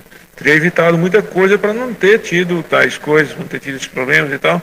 Para hoje em dia estar trabalhando de boa, sem nenhum problema, sabe? Eu acho que tudo tem a ver com o gerenciamento da sua forma de trabalho. Mas, me achava muito saudável, muito forte e ia até, vamos dizer assim, varava a noite às vezes para fazer 6 páginas por dia. Era uma coisa intensa, ninguém soube disso, mas vamos dizer assim, teve dias que a gente teve que fazer 6 páginas por dia. É muito louco, né, cara? E lógico, entrando pela madrugada, mas é aquela coisa, são 6 páginas de um trabalho forte, né? Um trabalho que tinha muito acompanhamento e tal, então você precisava fazer um trabalho legal. E eu tenho prova disso das pessoas que trabalharam comigo nessa época, né? Que realmente eles mesmos tiveram, vamos dizer assim, que tipo assim, né, a gente terminou as 6 páginas e o cara que estava trabalhando comigo simplesmente deitou no chão e disse, meu Deus do céu. Quebrei o rei e pronto. Eles sabem de quem eu estou falando, não sei se eles veem esse vídeo. Eram gente muito boa que trabalharam comigo Sim. tempos atrás. É necessário sim, é arriscado sim você ter algum problema, porque se eu tive, vamos dizer assim, não é uma coisa que possa ser única, né? Então é bom ter um cuidado. Né? A próxima pergunta é do Jafete Ribeiro, e ele comenta: Ed, você pra mim é uma referência grandiosa. Eu aprecio muito os seus rostos. Você fez um vídeo falando que podemos sim copiar artistas para termos referências e desenvolver nossos próprios traços. Eu gostaria de saber como posso fazer para copiar os artistas que eu gosto, inclusive você. Basta copiar várias e várias vezes o mesmo personagem de uma mesma revista ou temos que procurar mais e mais edições desse artista? Um abraço, queria muito fazer aula contigo, mas eu moro em São Paulo. Ok. Bom, é o seguinte, essa coisa aí de você ter, vamos dizer assim, de poder copiar, vamos dizer assim, um desenhista, eu diria o seguinte, você copia para aprender. Como faria isso? Bom, eu sei o seguinte, o meu processo foi da seguinte forma, eu cheguei a copiar uma edição inteira do John Buscema. Olha só. 14 anos quando fiz isso. 14 anos. 14 anos. Tem 14 anos quando fiz isso. Então, vamos dizer, depois que você começa a assimilar a coisa, você vai fazer por conta própria. Não dá para ficar, vamos dizer assim, bitolado copiando tudo que você vê. A outra coisa é o seguinte, tem que lembrar que desenho é como se fosse arte marcial. A repetição é que faz, vamos dizer assim, você se tornar um bom artista marcial. Certo? Então o desenho tem muito disso. Se você quer aprender a desenhar rosto com qualidade, a necessidade da repetição daquilo ali é muito bom, certo? Não é necessário você repetir o mesmo rosto várias e várias vezes, não é isso, sabe? É uma questão de você ficar, ao invés de você ficar desenhando não, eu tenho dificuldade em desenhar rosto, mas aí vai desenhar um corpo por completo. Não é assim. Você deve sim começar a fazer alguns rostos isolados e treinar isso aí. Tirar deficiências, a gente tira sim. Eu tenho deficiência em desenhar a mão, o que eu faço? Começo a fazer vários estudos isolados, estudo de mãos, em variação de ângulos diferenciados, certo? É assim que a gente busca informação, é assim que a gente busca entender as coisas. Tipo, por exemplo, quando eu comecei lá na Arte Comics, eu não valorizava tanto o trabalho e o conhecimento da mão, né?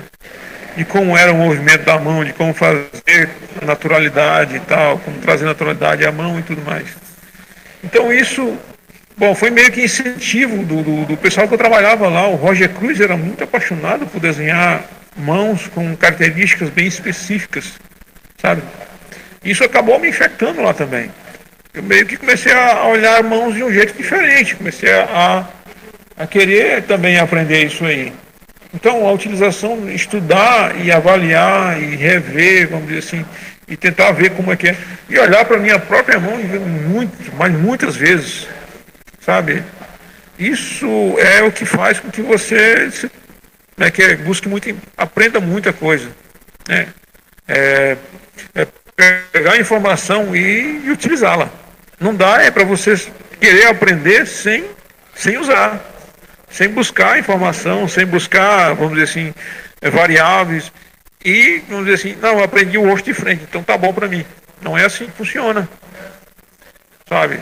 Existe uma variação muito grande de ângulos que, se você não aprende, você não consegue fazer página, não consegue fazer pin-ups, não consegue fazer porra nenhuma. Então é necessário realmente uma grande busca de estudos e muita repetição. Certo? Para cada coisa. Para tudo que você vai fazer. A anatomia é uma coisa que exige repetição, exige continuidade de estudo, sabe? Então é assim.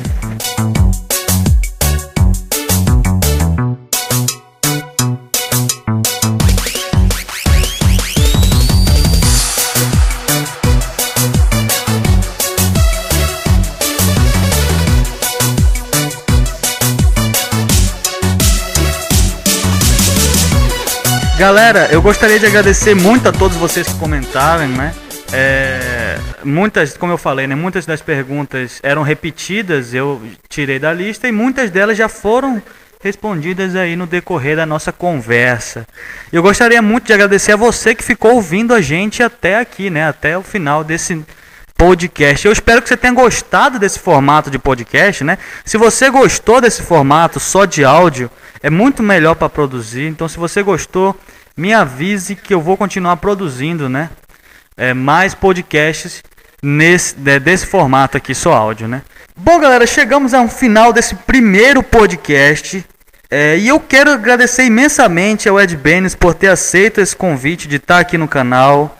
Eu gostaria de aproveitar também aqui a oportunidade de mandar um abraço aí para todos os amigos do estúdio, o Márcio Doug, Iago Maia, Silveira Júnior, o Jorge, que estava aqui com a gente no começo, né, fazendo acontecer esse podcast. E para ti, Benes, muito obrigado por ter aceito esse convite, cara. Foi um prazer te receber aqui, cara. Beleza. Bom, claro que eu, vamos dizer assim, pratico futuramente, se rolar, vamos dizer, de repente fazer alguma coisa ao vivo, mas um pouco mais para frente. Pode ser que role, vamos dizer assim, futuramente. Beleza? Tranquilo. Não, mas assim, eu já quero deixar aqui a porteira aberta, né? Quando você quiser voltar aqui no canal, Benes, para falar mais sobre o teu trabalho. A gente contou aqui várias histórias, mas eu sei que ainda tem muitas histórias aí sobre a tua carreira, bastidores. E assim, vai ser um prazer te receber aqui novamente. Quando você quiser falar, quando o lançamento da Nina Ariel for acontecer, você já está convidado para voltar aqui para a gente fazer um outro podcast legal, falando melhor, falando mais coisas. Então assim, tá aberto aí e seja bem-vindo quando você quiser aqui no canal. Sim, com certeza foi legal, foi bem gratificante e agradeço a todos que me acompanham e tal. E os que estão, vamos dizer assim, os que estão acompanhando também, né, esse podcast. Espero que também estejam, vamos dizer assim, comigo aí para que de repente torne esse projeto aí um sucesso, para que tenha mais dele a seguir, né, para que não fique só em uma edição. Agradeço a todos que são fãs do meu trabalho, aqueles que não são também, não tem ninguém. Não existe unanimidade desse mundo, vamos dizer assim, os que não são fãs, vamos dizer assim, e tal, Será, ver se algum dia eu encontrar alguém, pô, não gosto do seu trabalho. Eu digo, nenhum problema quanto a isso, não tenho nada contra tal coisa. Isso aí é uma coisa bem natural, né? Vamos dizer assim, uma vida. A única coisa que eu tenho a dizer é que pode até não gostar, mas tente pelo menos, vamos dizer assim, meio que ouvir um pouco de conselhos, alguma coisa assim, sabe? Acho que isso ajuda, mesmo, vamos dizer assim, você dizendo, não, eu vejo ele bem, mas eu gosto mais de desenhista, tal, e tal, e tal. Mas de repente, vamos dizer assim, alguma orientação, alguma coisa pode sim ser útil, né? Então é assim. Então é isso, galera. Muito obrigado. Valeu mesmo você que ficou até o final. Curte esse vídeo, compartilha esse primeiro bate-papo, essa oportunidade que o Benis tá tendo aqui no canal para falar, né, melhor abertamente sobre o seu trabalho, sobre muita coisa legal. Então é realmente um bate-papo exclusivo, né?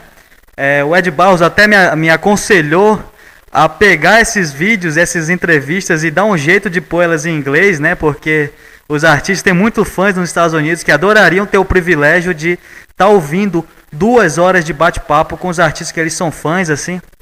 E a galera aqui do Brasil tem essa oportunidade aqui com esse canal que reúne esses grandes artistas para estar falando um pouco do seu trabalho aqui. E é isso aí, galera. Muito obrigado. Curte, compartilha e comenta. Vai lá no Cartaz que meu projeto está lá. Apolo, corre lá que tá bem legal. E não se esqueça de que aprender a desenhar é um processo eterno. Um abraço, falou!